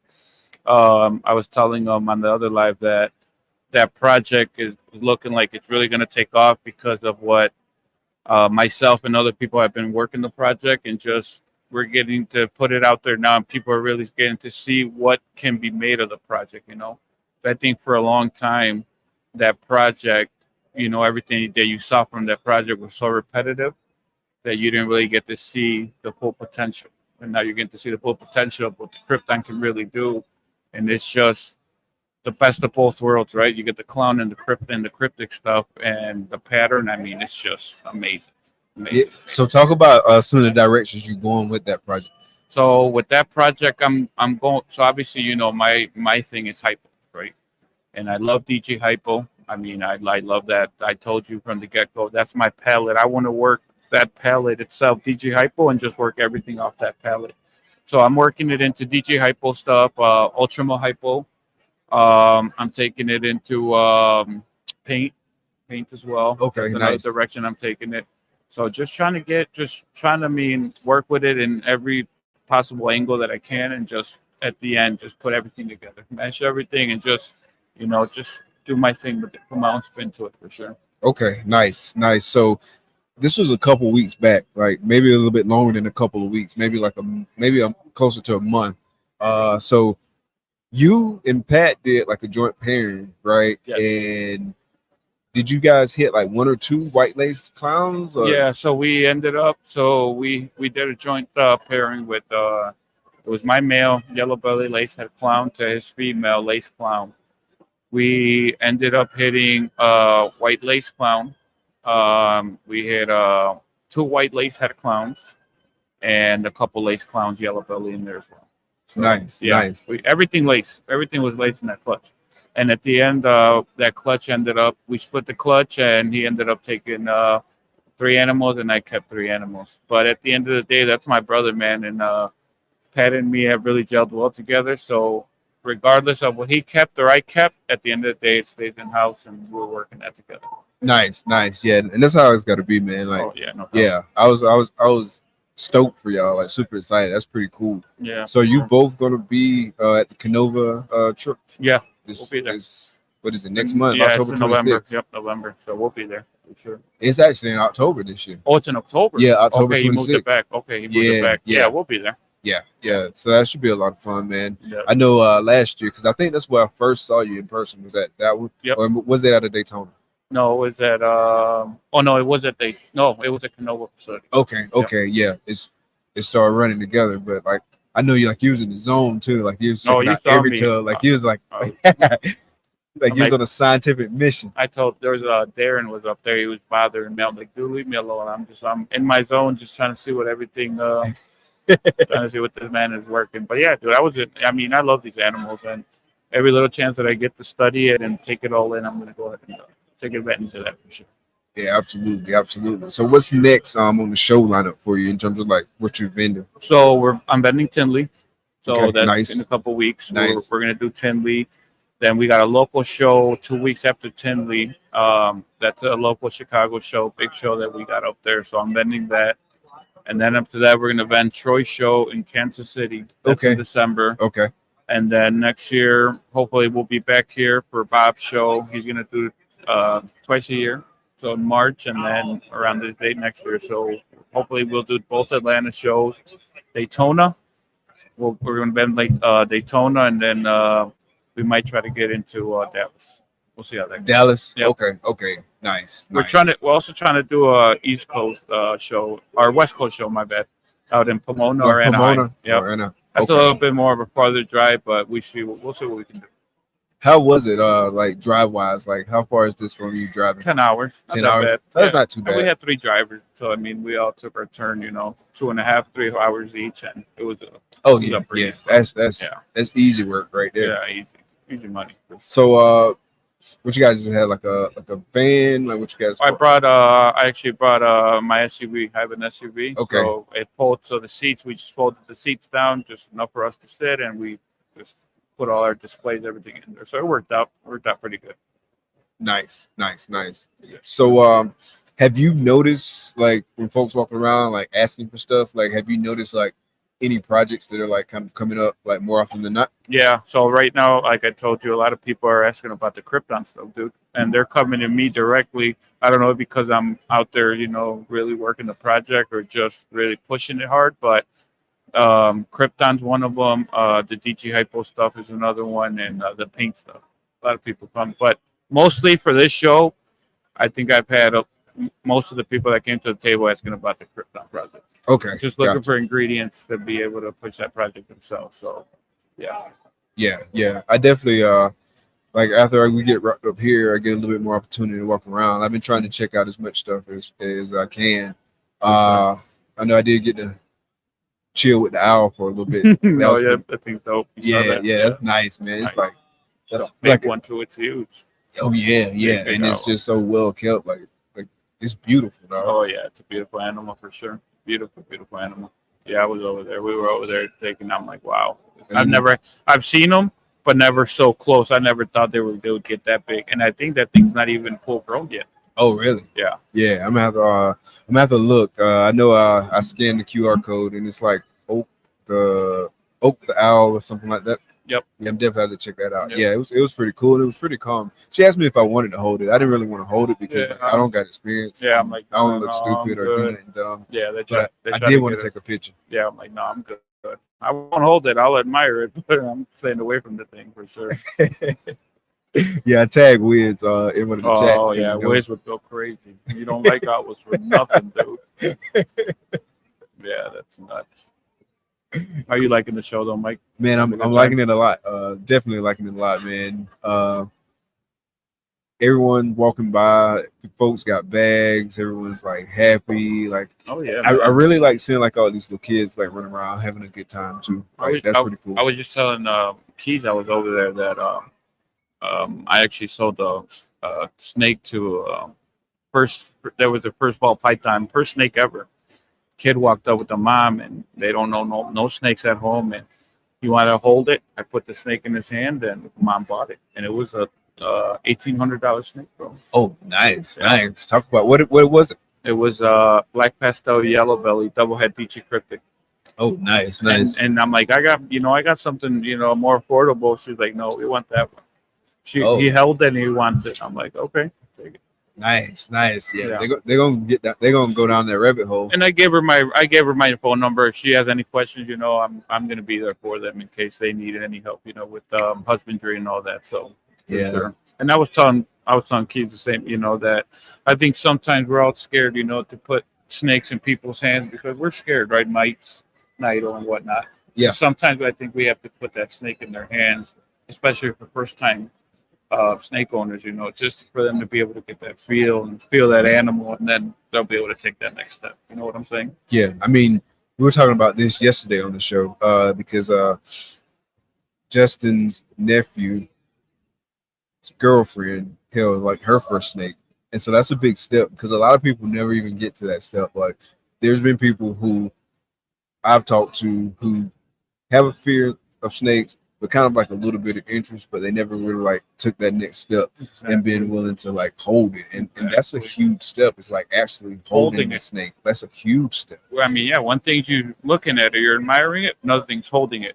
Now you really get to feel the interaction with that animal. Right. I still remember my first time like it was yesterday, right? It wasn't that long ago, but it was still a while ago. But like it stands out like very vividly in my mind, like holding the snake, because before I had the interest, obviously, went to seek out like some snakes and stuff like that. And so getting to hold it that first time, like I had some of these preconceived notions in my mind just from really all the wrong places, right? Yeah, no because doubt. of like you think they're slimy, you think slimy. Oh yeah, So that's what they all thought. this stuff. They thought it was slimy. I'm like, no. And then you hold it and you're like, this is totally different than what I have even thought. Like, it feels kind of cool. I feel it moving, like I feel the muscles moving, and I just like remember like how pronounced that interaction was for me.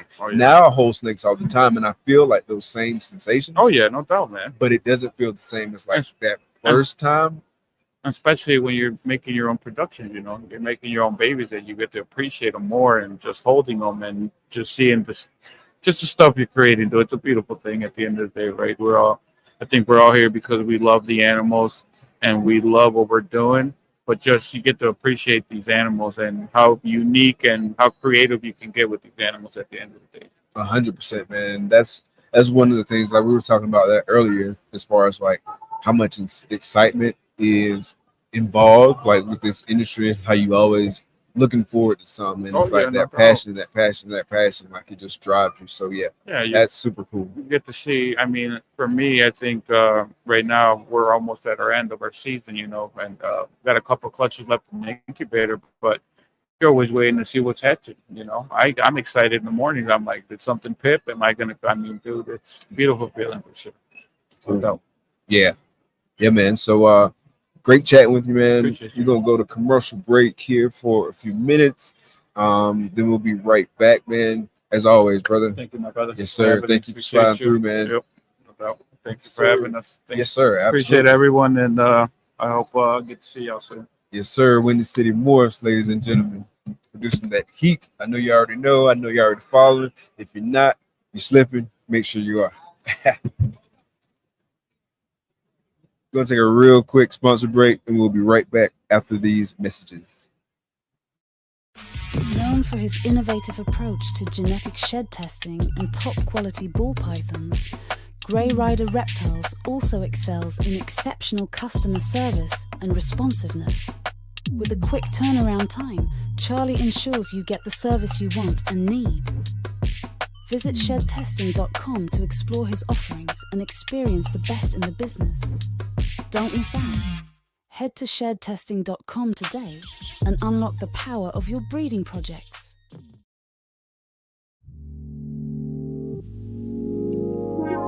Peace and love, family.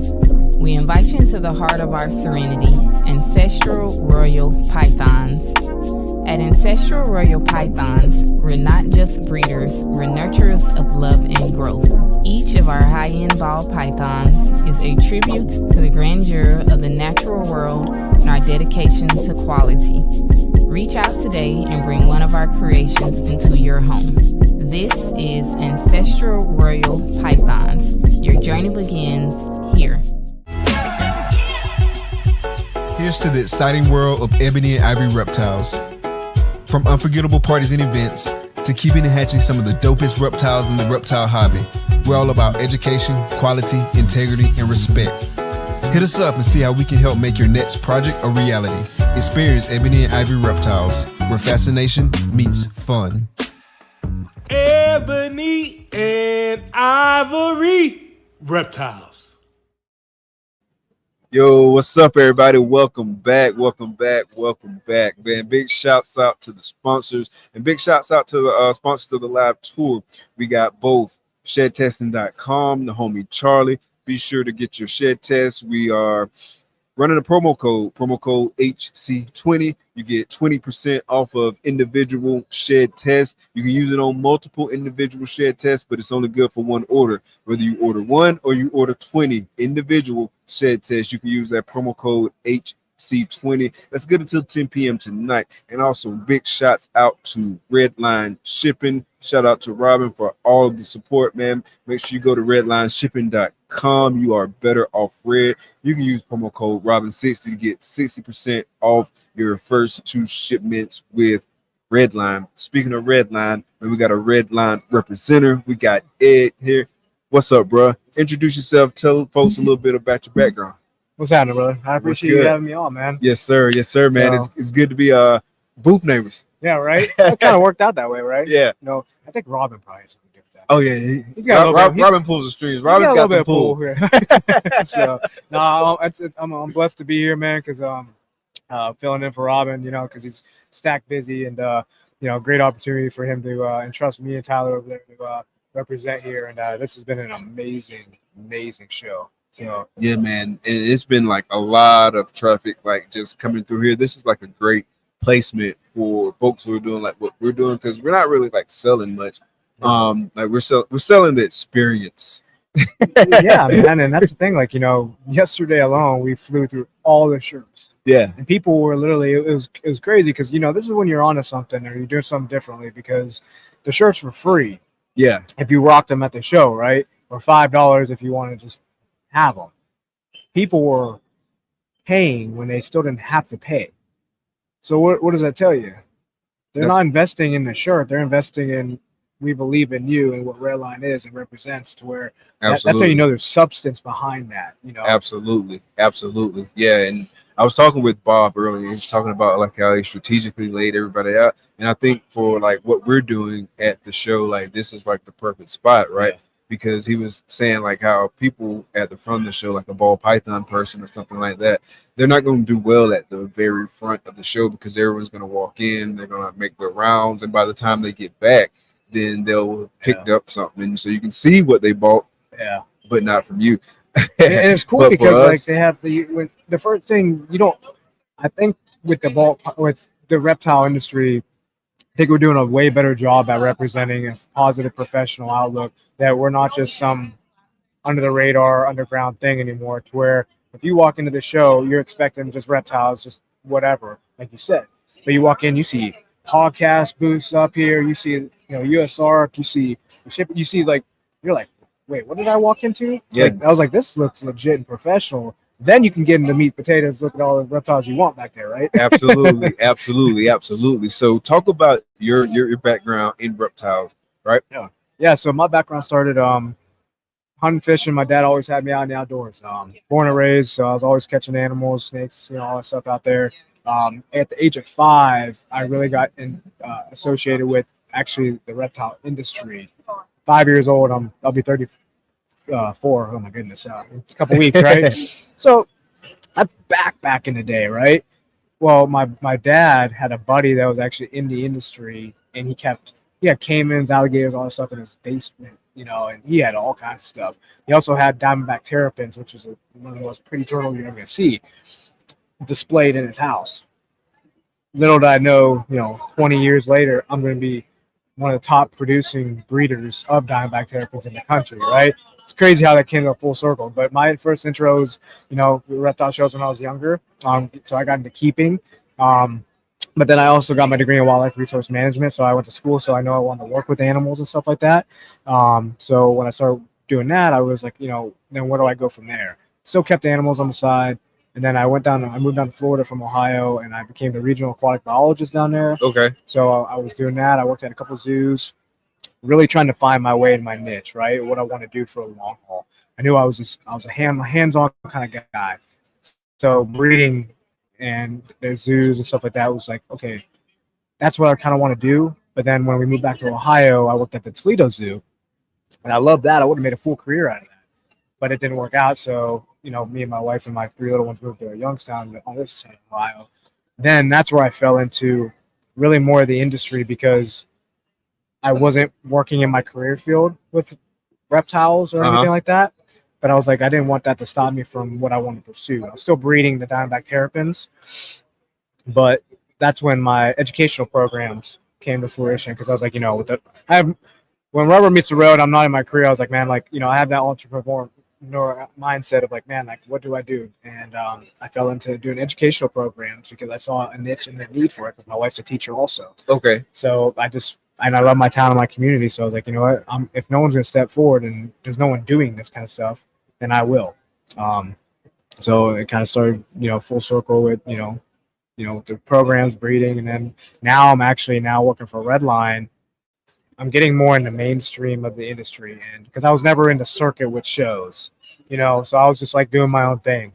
So now I'm really able to, it's a blessing being able to be a part of Redline. So I get the opportunity to meet people like you and everyone else and good, solid people and build relationships and connections, because I think that's what we thrive on and what we need more of is banding together. Yeah, absolutely. 100%. So we had a chat yesterday and you were talking about kind of like bridging the gaps between like kind of the reptile industry, like the keeper side and kind of like folks who aren't necessarily keepers and like conservation and all that. So talk about all of that and kind of like where you foresee or what role you see yourself playing in that space. Yeah, I mean, I think it's a very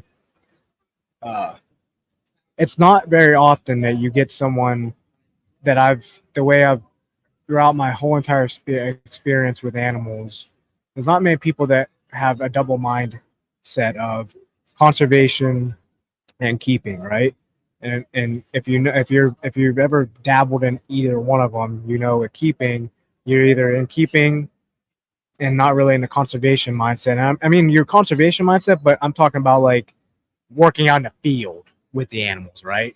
And there's a different perspective from working out in the field with them, but then also keeping them because, as keepers, you get to know that animal way more because you work with it every day as opposed to out in the wild, right? Right. And I love both of those aspects, but I also finding the more I know about both aspects, there's not enough people talking about both or that have both experience in both to be able to, understand that keeping plays a role, but also conservation, whether it's a biologist or whatever, plays a role as well. They need us, and I think we need them. Absolutely. And there's not enough people talking about that stuff. So, I want to be able to be that. And I have a lot of relationships in both fields. Like here, I'm in the industry, right? I know a lot of people, and I'm getting to know even more. But my roots are from zoos and from the wildlife aspect, biologists, all my old professors, all those other people are all people that did the grind, in the muck, doing that kind of stuff to where now they're looking at me and they're like, man, like through me on social media, my professors in college were like, we never anticipated, like you opened up a door for us of like, we didn't, keeping isn't just like, I won't say weird, right? The right term, right? But like when they're able to see authentic someone like working in what I do, especially education programs, working all these exotic animals, they're like, but making it for a purpose, right? And absolutely, I think there's a difference in that. And they're like, wow, like that's so. I'm hopefully not changing their mind, but getting them exposed in the right way. I think all of us need to be, and we are doing better, exposing people from the get-go the right way. Absolutely. I think that's what's critical is that you want to get that first experience and make it and take every ounce of what it's worth, right? Absolutely. And not just trying to make a sale or something. Absolutely, bro. Hey, man, so I definitely want to talk more about that. So before we get out of here, like I definitely want to exchange numbers because I want to talk more about that. Yeah, 100%, man. In depth, for sure. Yeah, I think so. Yeah, man. And, Redline has been, amazing, for me and my family. And it's given me a way to make a bigger impact in the industry, because when people were reaching out, I was like, man, I understand, it's a sensitive topic, but I understand because I'm a breeder too, And I don't think you maybe get that a whole lot, maybe like a like-minded person when you're on the other side of the phone, So I think it's an awesome, twofold, and also doing shows where like, I think we we're building a solid platform, not just from shipping. Like I think we hit it on it yesterday, right? We're not just shipping company. We are a lifestyle. You know, there's substance behind us. We care about relationships. You see That's the a great shirts, way you to see put the it. bags, you see all the stuff. It's, you know, yeah, That's a great way Yeah. to put it, bro. Cool, man. Well, I appreciate you slide through, Yeah. chatting it up with us. Like I said, man, don't get out of here today until we exchange numbers. Oh man. yeah, yeah, 100%, we definitely bro. got to link Oh, up. yeah, Sure. yeah. I'm excited for the future, man. I'm Yes, sir. excited for everything we're gonna be doing, I'm and looking forward to we're this. gonna look back on this one show and be like, man, like, remember when we were just sitting there, and then we don't know where you're gonna be, or Redline, or where anyone's gonna be in a year, but I'm excited for the future, man. And I think that's what makes us this more encouraging, that we can come at that from that attitude of like, man, we're just getting started. I think. Yeah, absolutely. Yeah, So- I feel the exact same way. Yeah. So yeah, definitely check out Redline, man. And my own personal one is Kamara Outdoors. So that's my last name, KOMARA Outdoors. You know, hit me up, look me up. I'm all about building relationships, man. So you know, there's not enough people in the industry that are like still on that personal level of like reaching out to me, man. Like, you know, let's connect, things like that. You for know, sure. that's what I pride myself on, is that, you know, whether I'm breeding or whatever, like, don't feel like I'm someone, you know, that you can't ever reach out to. If I ever get to that level, you know, I'm only an email, phone call away. For sure, bro. Cool, bro. Hey, Appreciate you, man. Good time with Yeah, you, bro. definitely, Yeah, man. yeah. What's up, everybody? Yeah, appreciate you sticking through. I think we got like one or two more guests, but we're gonna bring the next one on right this second. We got David Lemson. What's good, brother? Doing all right? Always doing all right. Yeah, yeah, man. This is fancy, man. Fancy schmancy. Never had that before either. I don't think I like it. How's it going, brother? It's going good, man. It's been a nice day, nice weekend. Nice, nice, nice. Show been going well for you? Yeah, traffic's been good. New conversations, new people. People know who I am every once in a while, which is kind of nice. Really boosts my ego. So kind of one of those. Everybody knows who you are, man. Yeah, I get around a little. I saw you skating around here earlier. Yeah, I was pretty proud of that. I bought the roller skates on the way down. Played hockey for years, so I understand skating, but I thought I was gonna get hurt. I hurt a little bit. I'll show you a video later. I fell down by Chris and Adeline, and you could hear the popping sound on the video. I got no idea what popped though. Oh man. Yeah, I'm good. That sucks, but Yeah, I like getting knocked around a little bit. Feels good. yeah, yeah. Was that today or was that yesterday? Yesterday. That was yesterday, and nothing hurt this morning when you Oh, woke my up? back is killing me. Oh, your back is Yeah, killing my you back- today. yeah, I'm Oh, old. man. I'm old, man. Cool. So talk about like what led to you coming to the show. Like, why'd you pick this show out of like all the other places you could be right now? Badu. I always liked Bob. When he said he was doing the show, you know, in his backyard, I figured it was gonna be a great time. I saw the list of vendors. The fact that he was willing to have me out, I was honored. Yeah, Atlanta's a good scene. I did Repticons back in the day here when I lived in Charlotte, and Repticons were always one of my best shows of the year in April. Even the Reptilian Nations that I had done in Atlanta over the years had always been really good, great attendance, sales have been really good. So cities this size draw a lot of people. I like cities with large populations for shows. Yeah, for sure, man. And this is a really great location for like folks like traveling in and stuff, like right by the airport. So all kinds of things are in the vicinity, like the hotels and all that good stuff. So it's been a real fun vibe, and I like this venue too. It's really nice and all that good stuff. A very clean venue, nice. We're goofing around a little bit. They're not giving us a hard time, which is nice. I thought I'd get yelled at for the go-kart thing with Junior, but somebody yelled at us today. But no, like I said, everything you're saying about this show, I understand this is the first one, but you know, I see a lot of potential in the Southeast. You know, we're all waiting for the last Daytona someday, and we know that day is going to come. You know, there's going to have to be something else in the Southeast that's a draw. And like you said, the location near the airport, size of the facility. This could, over the years, turn out to be a really big draw show for a Southeast show. Yeah, I think so. It's definitely got the makings of a show that could develop into that. Yeah. Like it's really nice, and like everyone was talking about it. I'm super excited. Like it works out, like selfishly, it works out great for us because we got like family here, and so it's an easy stay. You know what I'm saying? We can get to hang out with family and stuff like that, and all that just kind of like lined up for us for why it made sense for us to attend this show. So I don't have family in Charlotte, but I lived in Charlotte for about 7 or 8 years off and on in my 20s. kind of want to go to the show next weekend, but 13 hours to drive back here after driving like 12 or 13 hours home. It's not that it's impractical. I've gone pretty hard on my show schedule over the years, but like right now, it just doesn't feel like a good time for me to be traveling as much. I did the mistake last year. I love the shows. I love sales of the shows. I've always never really been a big fan of online sales. I like that face-to-face conversation. And, there's been a lot of years where I've done 4 shows in a single month. I've put on 4,000 to 5,000 miles on my car in 1 month alone doing shows, but I was making enough money I could justify it. Money's still really good, and that's not what's stopping me from justifying it. Where I failed last year is being on the road making money. I wasn't at home breeding the animals. So my boa season especially suffered last year. I waited too long to get it going. Once I got it going, I stimulated them. I got slug outs. This year, I started a little earlier, paid a little more attention, and because of that, every time I lose a litter, I could be losing $5,000 to $50,000. Yeah, you never know. If I'm going to a show to make $5,000 on the weekend, I just missed an ovulation because of it. It's a big swing. So I gotta accept I need to be home more, and I'm gonna try to be a little more disciplined this year. Gotcha. So where is home? Like, where are you out of? Missouri. Yeah. Middle of the woods. Fort Leonard Wood, a military base, is in my backyard. If military guys know. Uranus Fudge Factory is on the interstate by me. If you'll drive by it someday, I'm sure you'll know what I'm talking about. But little things like that. But it's a smaller town, about 100 people, to be honest. Okay. Everyone kind of keeps to themselves. No one really locks their doors. Everyone kind of keeps an eye on each other. It's nice. It's nice. Okay. Nice. But you will be at Tinley, though, right? I never miss Tinley. Okay. Yeah, I don't know if I'll be vending this one. More than likely, I won't be. I love the big shows, but I have a very good understanding of what I'm bringing to the shows and if I'll be successful with those animals.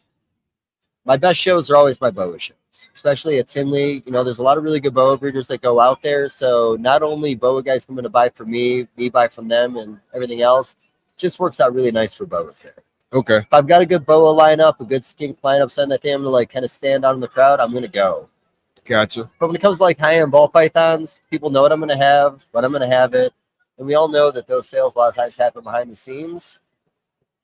Tinley's probably going to be more of a vacation this time than me going there to try to make money, to be honest with you. Boa-wise, are you primarily working morph boas? Are you working localities? What do you got working there? Extremely morph motivated, man. I always have been. I've been morph motivated in everything I've ever done. Okay. Usually morphs of a species is what draws me into a species to make me love them, to be honest with you. Okay. I was a big art guy in high school, so when I stopped doing art, this became my art in a sense. Yeah, it's definitely living art for sure. Yeah, but I do love all the locality stuff. I got a lot of respect for it, and locality market in bows is very interesting. There was years there that the price really came down, or not came down, they just leveled out. Now there's a lot of people that want that more unique boa that's not a mutation. You got a lot of people looking for localities. When those guys come up, I usually send them all to Vin Russo. Vin Russo has the most diverse locality collection in the hobby, I believe. He's collected some of this stuff on his own in the wild. He knows it's pure. There's not many people. There are people you can trust. A lot of people you can trust because they got their lineage from Vin. Yeah. And like I said, I know there's a lot of other very respectable guys in that community doing locality stuff, but I just don't know anybody as diverse as him in the species. Yeah, he's super OG too. Great guy. When he wants to talk to me, it makes me happy. And he invites me out to a dinner with him on Friday nights, 2 other guys now at Tinley. Oh, nice. Much respect that he even calls me for that. I still fanboy in this hobby pretty hard, and when guys like that want to hang out with me, I feel pretty good. Nice. So soaking up some game at dinner, huh? Man. Learning stuff, man. I'm always talking about this stuff, and a lot of times I'm taking quotes I hear from other breeders when we're doing podcasts and stuff like that, and I try to give them all credit. But, you talk to a guy like Vin long enough, and, I talk to Junior at JMG Reptiles a lot. It's these people is why I know everything that I know. I've literally never picked up a book in this industry. I hardly ever look online for stuff. If I want to know something, I call the breeder. And, back when I did the Herp House Rock podcast years ago, that was an excuse for me to get guys I'd always wanted to talk to me for a long period of time. And it was literally always me just learning things or asking things I'd always wanted to ask them. So, that was one of the big motivations for me to start the show is because I could get people that had like way more experience than me, way more knowledge than me, basically talk to me for a long time, and like I'm interviewing them and I'm talking and having a conversation and all that good stuff, but at the same time, like I'm learning like all this stuff, and so it was like a good way to have like some one-on-one interaction with people, and so why not make a show of it too while you're at it too? And so it's a win-win from my perspective, especially not having been in the industry for that long. I mean, we got in 2020, so we hadn't been in that long, and so it was really a way to learn a whole bunch, build a network, and just have a lot of fun like along the way. So it's a bad joke, but COVID boomers, people who came in during Yeah, COVID. I'm definitely a COVID breeder. I wear it proudly though, because I'm No, well, you know, here's the thing though. You know, if you came in during COVID, it was actually kind of a perfect time, because it's not that the ball python hobby ever didn't have a direction before, but it actually truly has like a direction now. Like there seems to be like an understanding of what is going to be a high-end animal, what genes you need in there as a baseline. 5 years ago, what we were doing was very different than 5 years, and in 5 years can be different again. But it does seem that like we know where the next 5 years are going to go. And like I said, my best advice for anybody new, and you know, it's going to be the long game, but long game's important. A triple recessive base in your collection, and not like you need to be in 20 projects, but I always harp on saying hypo and DG are beautiful together. They make a lot of really vibrant orange colors. They complement really nicely. You know, DG is so yellow and cream, and we always kind of get away from yellow, I find, in this hobby, because we're looking for those more vibrant oranges. Hypo's getting you there. And now you have your two base colors, whether it's DG and hypo or DG and xanthic, let's say, and now you got to incorporate a pattern. Are you going to go clown? Are you going to go puzzle? Are you going to go tri-stripe? You're going to go cryptic, man. I'm waiting for the cryptic move. I think some point we're going to see some good cryptic stuff being made. We have good cryptic stuff being made, but it's kind of happening on accident, I feel. So essentially what I'm getting at is, you know, you need a base pattern. I don't like overlapping patterns. I want that pattern to be true to itself. Gotcha. And now I want to add a couple colors. So like I said, it's DG xanthic, or it's going to be DG hypo. And then now it's time for co-doms. So when you look at it that way, 20 years from now, even with that direction, we're still going to be striving to make things we've never made before. So for anybody new, again, it's the long game. A lot of nice animals are made that way, and you'll be taken more serious, and you won't get stuck in the pet market. It's very easy to get stuck in the pet market in this species. Yeah, that makes a lot of sense, man, and I agree with you 100%. It's all about the long game, and fortunately, like coming into here, that's kind of like the mentality that I had, that it wasn't going to be like an overnight success type of thing. It was going to be something that we had to put our heads down and like grind it out for like several years. And so definitely I like that direction, and I like that you mentioned like hypo and DG because like from a recessive perspective, really working like 5 recessives, but hypo, DG, and clown are kind of my big 3, and I want to work like codoms and stuff within those 3 projects primarily, and then kind of like ancillary to that, I got like Pod and Ultra Male, which I'm not working those 2 as much as I am working like kind of that big 3, but those are definitely kind of like the ones that I'm working with. So, you know, like I said, it's easy to get scatterbrained ball pythons, and you got 300 different options. Yeah. And every day you go on Facebook, someone's going to make something you didn't think about making, and you're like, oh man, do I need to be doing this right now? And that's always what the ball python game has been. But like I said, I do think that there's, let's look for a better word than smarter breeders now, but like, you know, my joke with ball pythons was always, we threw shit at the wall and we saw what stuck. Spinner, lesser, calico, pastels were selling for like $1,700 to $2,000 like 7 years ago. Those on the table today are like a $200 animal if you're lucky. So it just teaches you how the mentality changes. And like, you know, one thing that I think with any project is the person on the outside looking in needs to be able to look at it in a way where I can add to it. And you can't add to a spinner. You can't add to a high white animal. So, you know, with the stuff we're doing now, I just think that there's more like thought process that goes into it, and we're not accidentally making nice animals like we did in the past. Yeah, that makes perfect sense. So you mentioned earlier like a couple of podcasts you did like in the past, and obviously you do podcasts now. So talk about like what attracts you to the podcast game now, versus then? Because back then you're like you wanted to get people to come on and talk with you, but like talk about what you're doing now and what like gets you stoked for like the podcast stuff now. Well, I'm not really doing a lot, as you know. I'm on like an every other week time slot on Fridays on the Trap Talk Network. I'm gonna probably do a little bit of work with Junior because he has the other Friday. Tell you the truth, what I'm doing now is honestly not that much different than I did before. I really hate getting locked into a single species with the conversation. Still, I'm picking people that I never got to talk to before because the initial podcast I did with R&B Reptiles. The first podcast I ever did was with MJ and my buddy Forrest. They they encouraged me to come on. They just thought it would be a good space for me. Okay. I went on, we did like a 3.5-hour podcast. We just never stopped talking. The R&B guys saw me. They said, do you want to do one with us? If it wasn't for them and MJ had me on the early one, I may never have touched this. But I get a lot of people that talk to me at the shows and say they enjoy the podcast, they enjoy the information. There's a motivation in that for me to do more. Yeah. I've never really made any money doing this. I do understand there's ways when you kind of get going. We talked about it yesterday. But like I said, initially with Herp House Rock, I did like 40 or 50 episodes.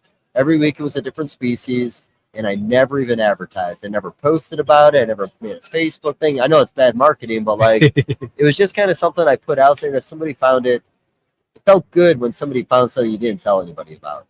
I got a little bit of following that, but my dad got sick, started spending time with them. It's really hard to go on a podcast and be happy when we were doing sad things. So I kind of took a little break when I took care of my father. And then after his passing, not that priorities changed, but Herp House Rock was over. R&B kind of split up. Benjamin went the family route. Ryan continued working with the animals. There wasn't really a place for me. I talked to a lot of people in the industry. I was like, put me on your channel. Just get me out there. I don't want to do the work. I just want to be there doing stuff. Gotcha. So, MJ offering me a home is the way I want to put it, gives me a platform. I joked around, man. This setup is beautiful.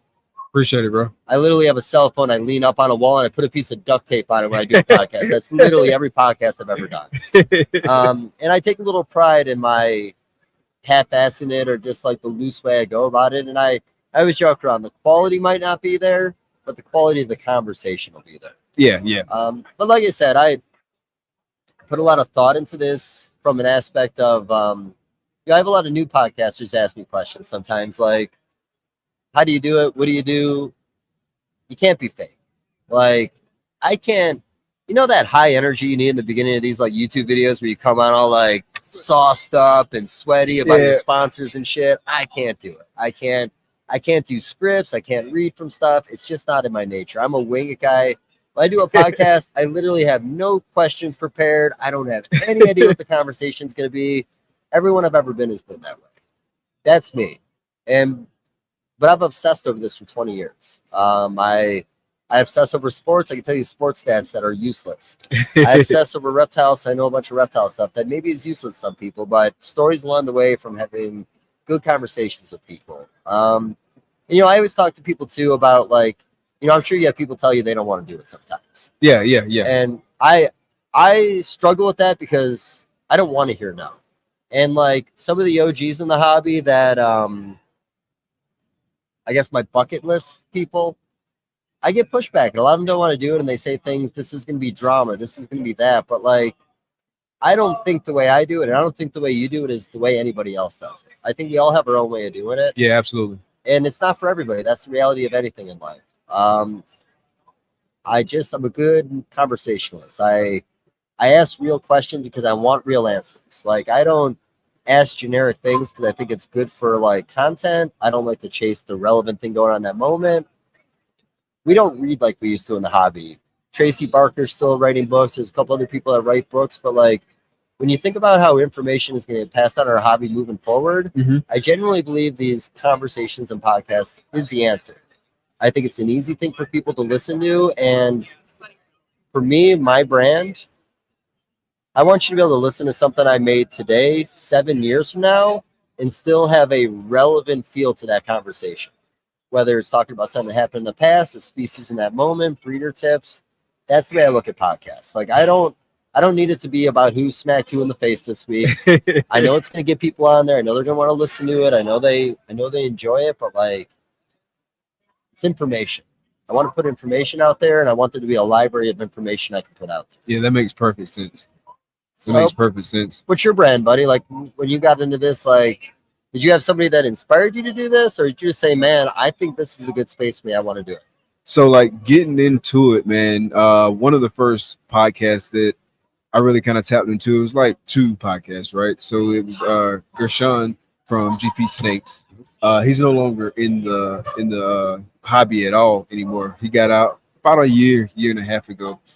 He was like the biggest push for me to really get into it, right? Because I wanted to get my name out there more. I wanted to do more things, and I had mentioned to him that I think I may start a podcast on YouTube. But I did have, admittedly, like a little bit of self-doubt because at the time we were like super new in the industry. And so like I was like, no one's gonna want to hear like the shit I'm talking about, right? And so like I did have a little bit of self-doubt, but like he kept pushing me, and so like I finally like bought in. And he's not one of those guys who like recommends you do something and then just lets it go and don't remind you. Like he would bring it up all the time, and so like he kept pushing me. Finally jumped on board. Really enjoyed it. Someone else that I used to and still do watching and listening to was like Chris from Snakes and the Fat Man. I remember his Leveling Up series that he had like a few years ago, and that series was like super helpful for me. From a number of different aspects, like even the branding aspect. That's when I first learned about like Blake Stewart from Stewart Design, and so like linked up with him and like worked on the branding and stuff like that. And so kind of like that whole process really kind of like structured my thinking from a branding perspective.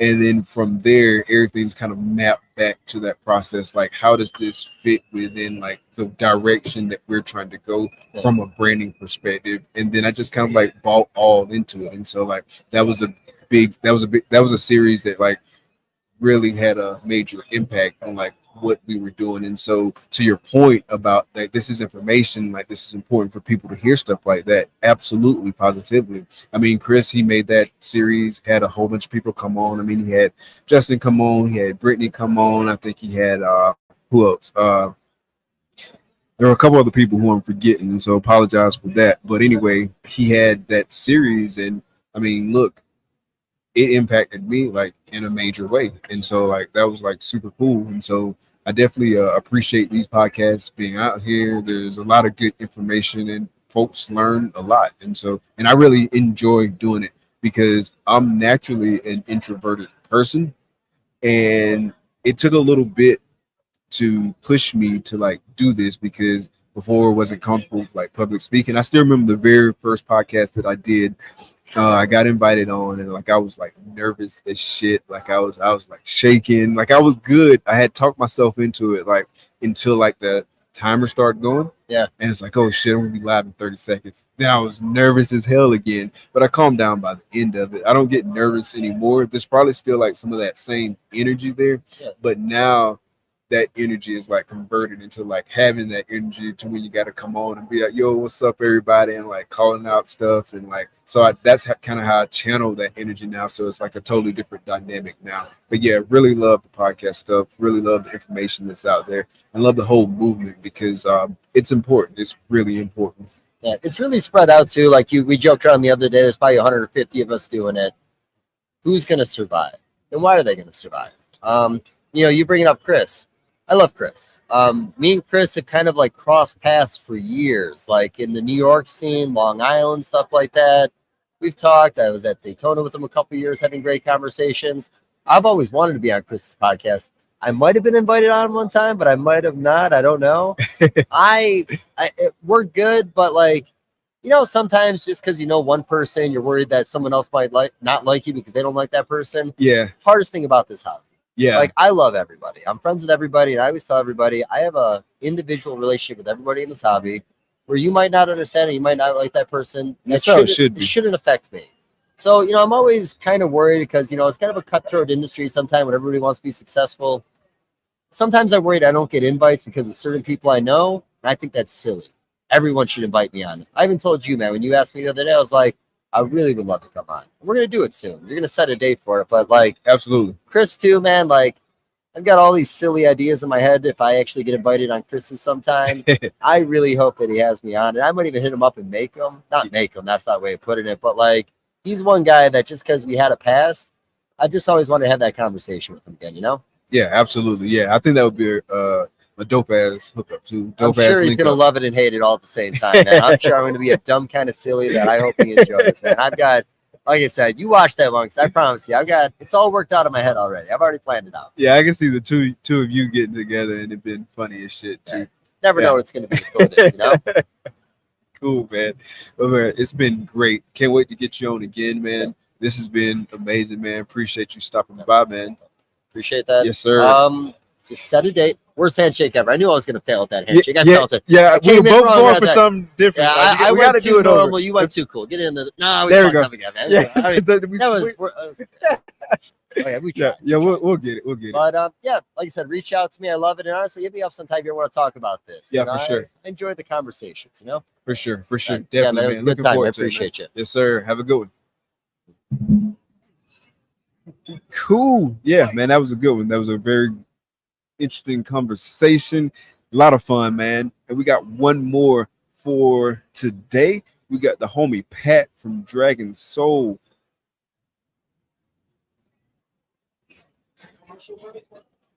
Are we ready? Yeah. You gonna take us home? You're gonna take us home, yeah. So we just had the homie David. That was good, man. That was a good interview, man. And now we got the homie Pat. What's good, brother? You doing all right? What's poppin'? Mic check 1 2 1 2. There you go. What's going on, Mike? Man, living the dream, man. Hey, I know you busy over here, man, interviewing the whole day. This gotta be a grind, though. Yeah, it's definitely a grind, man. We was talking about that. I was talking about it with somebody earlier, and it's like it's a different mentality than just having like maybe 101 or like even 103 with the state properties, but like cycling through. You gotta like, be able to conversate, talk to people. Yeah, the whole day. Yeah, it's a lot. Yeah, it's definitely it's definitely sharpening some skills. But a lot of information coming in your way too. Absolutely. I can't wait to go back and look back at it, man, and just like really like kind of critique like what I'm doing, but then B go back and listen to what everybody else is saying too, man. For sure, bro.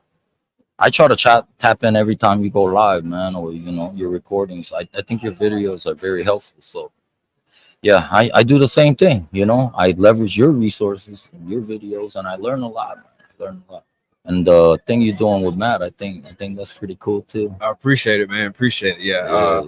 That's a lot of fun. It's a different kind of like approach versus like just interviewing somebody. Like it's like a real deep dive on the topic. And so it do take both approaches take prep work, but it's like a different kind of prep, if that makes sense. It's a topic that you guys do talk about that you want to share with some of the folks. Exactly. And you guys chop it up a lot, right? You and Matt. Yeah. Like we talk on a daily basis, especially now. Like, not to like self-promote, but hey, shameless plug here. Especially now that we got the Patreon. I saw that too. Yeah, you signing up for a lot, man. I'm one of those people that try to sign up the least. You know what I mean? Because when I do sign up for something, I'm gonna make sure I take care of you, right? But at the same time, that's why I'm a little hesitant. That's why my YouTube videos are not coming, because once I start, I want to do it right. Yeah. But like it takes a while for me to do it, just like ball python. I think I did it by myself for at least 2 years before I started hopping on Patreons and things like that. And I wish I did it. I wish I did it earlier, but that's just how I am sometimes, So how's it been going show wise for you? Like I talked with Juan a little bit, but let's get your take. Yeah, no, I think Bob killed it, man. I really enjoyed the vibe of the show, the venue. I think he killed it with the vendors too. I like the people that are here. I really mess with a lot of the people that are here. These are usually my core folks. So I think the selection of the vendor was good. Foot traffic, I think for the first show, I can't complain, because there was a lot of pet people too, but I saw a lot of serious breeders coming in as well. Absolutely. A lot of the times that's what we're looking for, right? Most of the time we don't bring a lot of pet stuff. It's more a project and serious breeding. So No, I think Bob really did a good job. And again, a lot of the vendors are legit, so they're gonna bring in certain people too, right? So yeah, my first time here. I think I'll be back next year, man. I think so. Yeah, absolutely, man. It's the perfect location for me wise, you know what I'm saying? Because we got family here, so we get opportunity to visit That's with good. family, you know what I'm saying? Atlanta's a cool city, so there's Not lots too of things far to away. do. It's Yeah. not that far away. And like you said, man, it's drawing in like the right crowd, man. You got like some real like dope, like legit breeders and stuff like that. And then you got like just the natural population of Atlanta. And so it's like easy to get people into this city. And then you add the fact that like this is like the venue location, man. It's situated like right here by the Right by airport. the So airport. it's easy for folks to fly Yeah. in. They don't have to go far. Like you can literally like walk here from the Yeah. airport. Or, yeah, walk here from the airport. And so like just Or all take a around shuttle like or something. good Yeah. planning. Exactly. So Mhm. it's been like super dope, man. For sure. Enjoyed myself. Like I hung out a little bit Friday night. Didn't hang out last night because I was exhausted. Right after double clutch, I told you I conked out right after double Dude, I clutch. tried to watch that last night, but after the UFC and the boxing match, I think it was like 3 in the morning. I was like, you know what? Let me save this episode. I can pay attention. Because the title said, "Should you breed ball python?" I was like, all right, man. I need a focus for this. Let me make sure. You know what I mean? But no, people were joking, but you know, my personality is I like to have fun, bro. So you're not gonna see a stiff guy standing behind the table. You know, I was having fun, and Juan, same thing. And we were selling snakes too. So that's what it's all about, man. You know, so yeah, I had a good time here. You know, I'll be vending with Juan and Tinley again. So nice. That'll be a different vibe again, though. But this Nice. one, I really liked it. I really liked it. And yeah, we did decent on the sales too. So I'm not complaining, bro. Nice. What? Oh, I didn't even realize it was like 3:44. Yeah. Yeah, we just been grinding, bro. I heard the whistle blow out. I thought it was calling. I was like, I look. can't hear nothing with these headphones on. All I can hear is my own voice. Hey, she pulled up to the table. She was like, "Hey, Pat." I was like, "Hey, you want a snake?" She's like, "Nah." We need to go. We need to go. It's like, "Hey, I want to know if you're still down." It's like, "Man, always down for Herp Collectors. Always, man, always." We're like, you know, almost like I kind of treat y'all like the day ones. Like we've been talking, we've been known each other since almost day one. Dog. Yeah, like yeah, you for know, sure, always for here and sure. there. Like we don't talk all the time, but I see you. I respect you and I tune in, and some of the keys, like some of the people that I started with or we started with, I think we're doing a good job, man. I think so a too, lot man. of us, Yeah. man. I think we're making pretty good snakes. Like I'm happy about like our class, so to speak. You know what I mean? Almost, right? Yeah. Almost like the so-called COVID class, if you want to call it, you know, but like from the 19 to 20 or 21, a lot of people started, and of course we don't talk to everybody, but the people I talk to, I think we doing pretty good, man. Yeah, Hey, you make absolutely. some bangers. What you talking about? You already selling to KINOVA already? Hey, man, I don't even know shit. I'm slacking, Mike. You know. No, but it's always I good to lucked see. up on that one on hitting those eyes because I had an extra G. Yeah. I was happy. I ain't gonna lie. Nah, good work pays off, in my opinion. Like nothing just happens out of the blue. It's because you took care of people, you're living a good life, and the odds God bless you. That's how I see it, man. It's all, you know. But yeah, it should be some cool stuff popping out, man. I almost got to the triple, so I made some ultra pied head hypos, a whole bunch of them this year. Oh snap! Held back 2 females, so next year, hopefully I hit that triple. I want that hypo ultra male, dog. I want to go deep into that. So then we'll have to add some genes to it. It's a long way to go, bro. But Yeah, man. I'm committed, though. These projects take time. It's a lot of work that goes into it. I mean, you almost at the triple now, but I mean, it's still like steps to take before you get to the triple. And then once you get to the triple, like gotta I put like how cold you're arms thinking. in there. Like you're already Yup. thinking about what's next, and so like that tells me like you're mapping it out in your head. It's a lot of time, effort, and commitment that goes Yeah. to working these projects, especially these high end projects like we're Yeah, working. bro.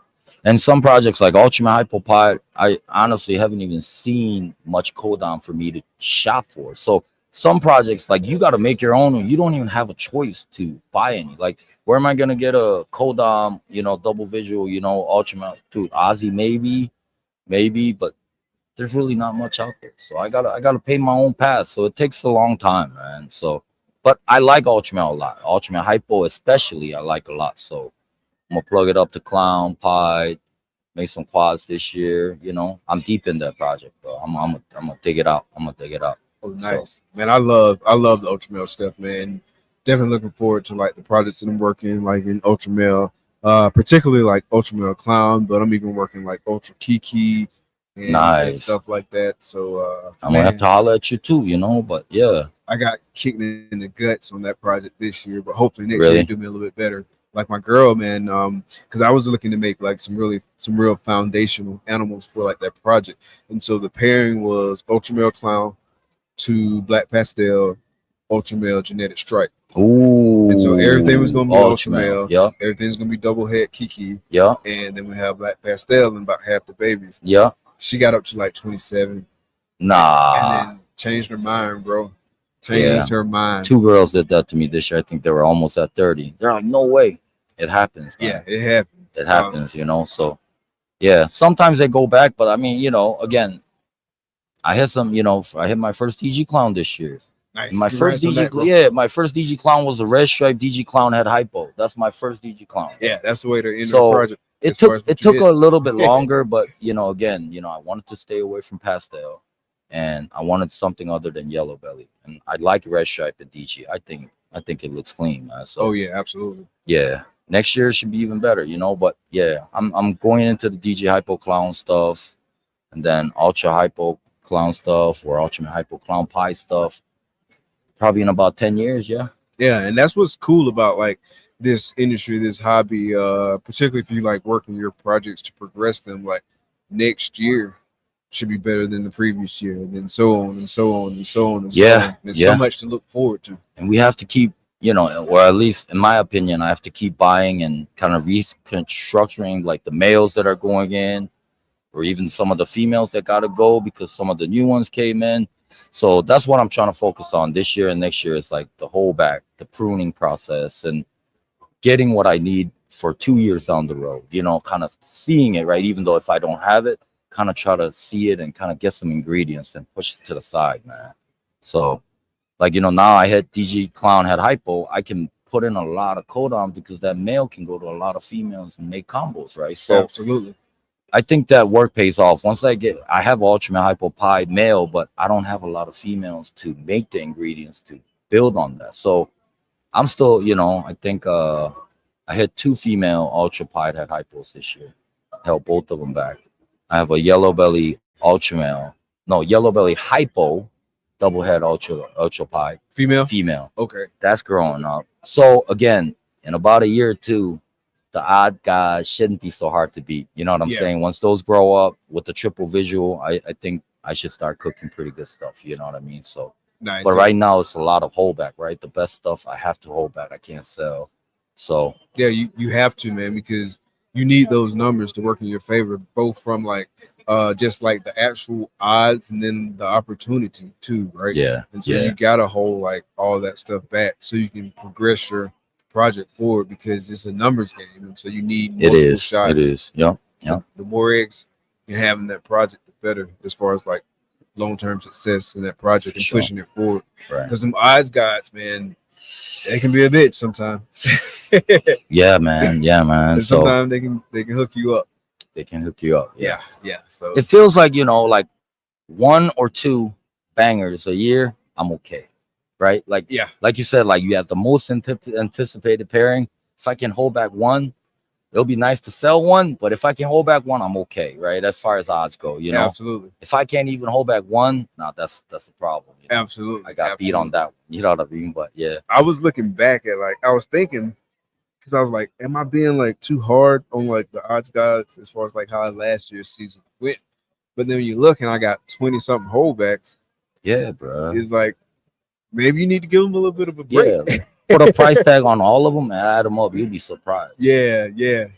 I don't even know. Red Stripe DG Clown at hypo is pretty up there, I think, price wise. I sold that male, you know, but no way I'm selling that. You know? Absolutely. So, but if I look at it from like that perspective, like you just said, man, put some prices on some of those holdbacks.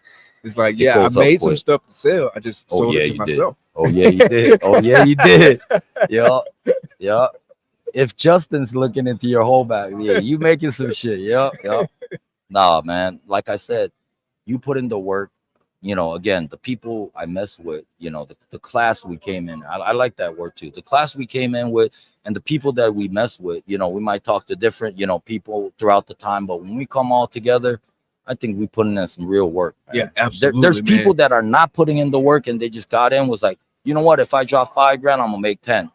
There are people who are really grinding. Yo, there's people who are really grinding, reinvesting, and putting in the work. In about a year, I think they're gonna hear about us, man. Yeah, I think so, man. 100%, man.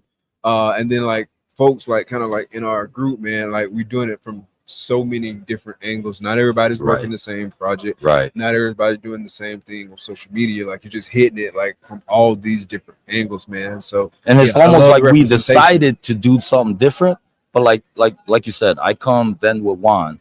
Me and Juan, I don't even think we overlap a single snake because he's working Krypton hypo stuff. I got the ultras, Ultra Hypo Pi. He's not working that, and I have the DG Clown stuff, and he has the DG Cryptic stuff. So I think Cryptic won this show.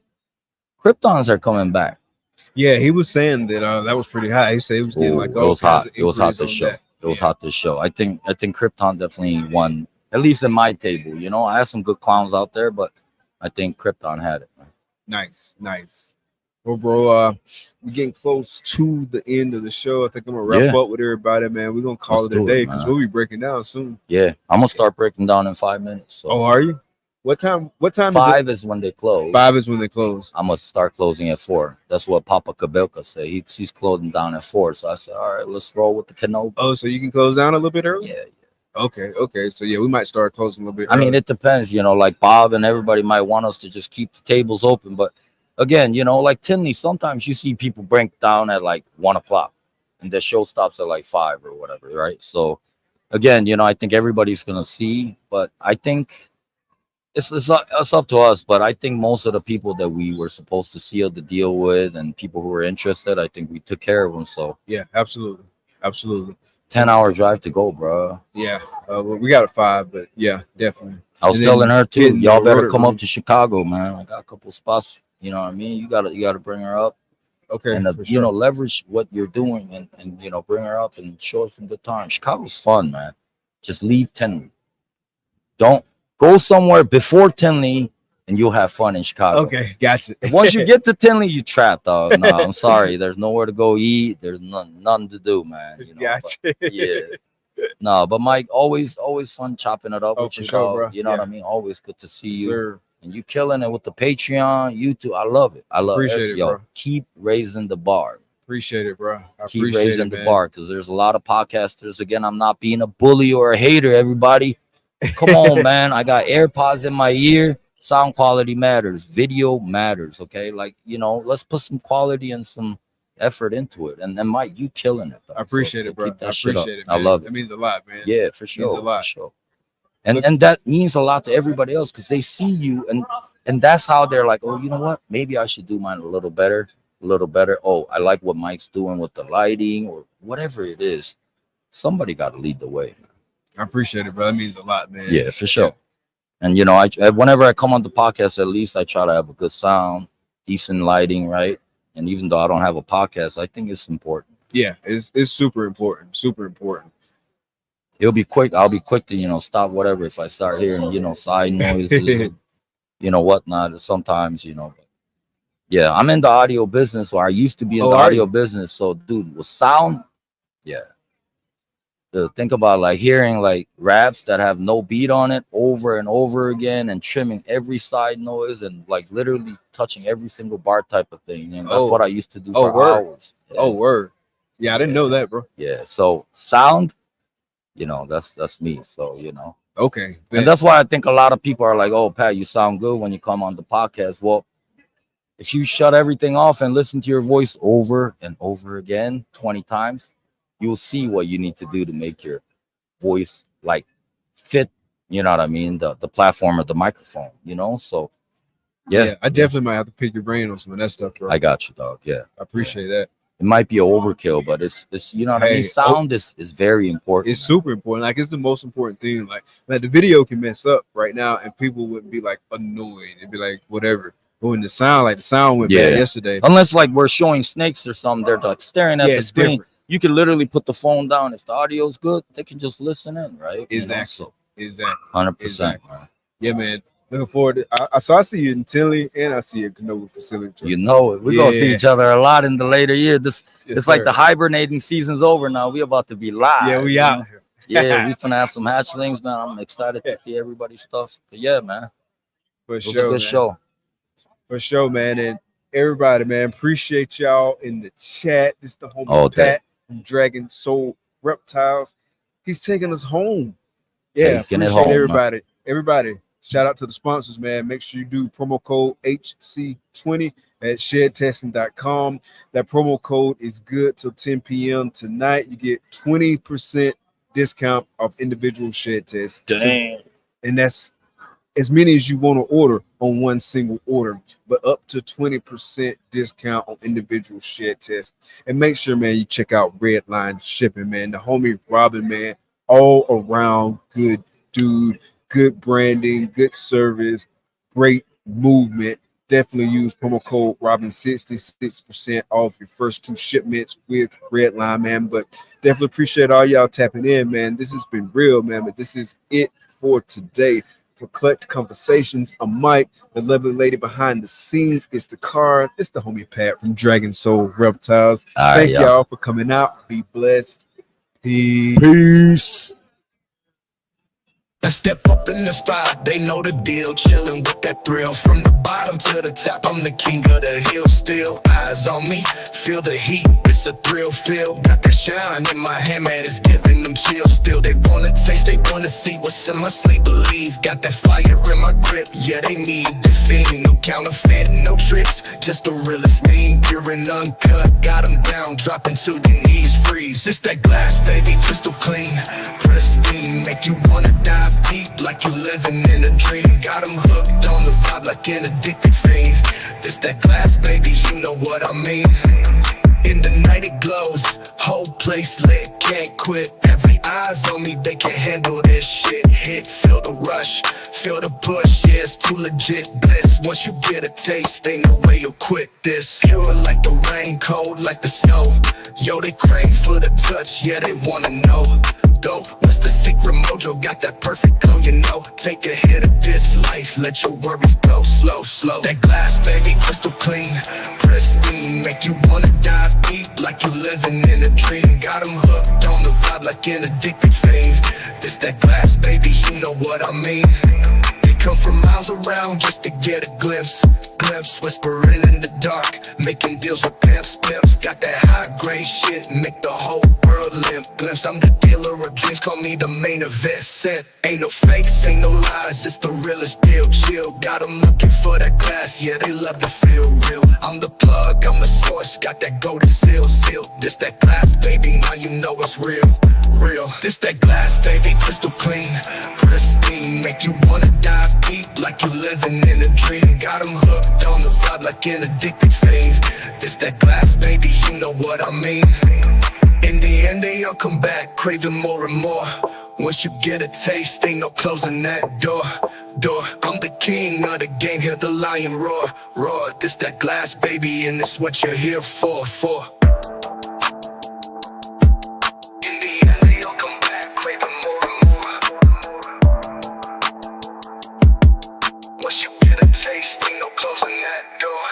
I'm the king of the game, hear the lion roar.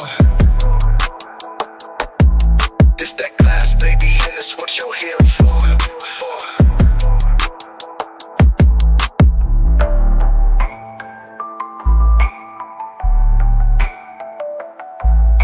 Subscribe, follow, rate, and then review.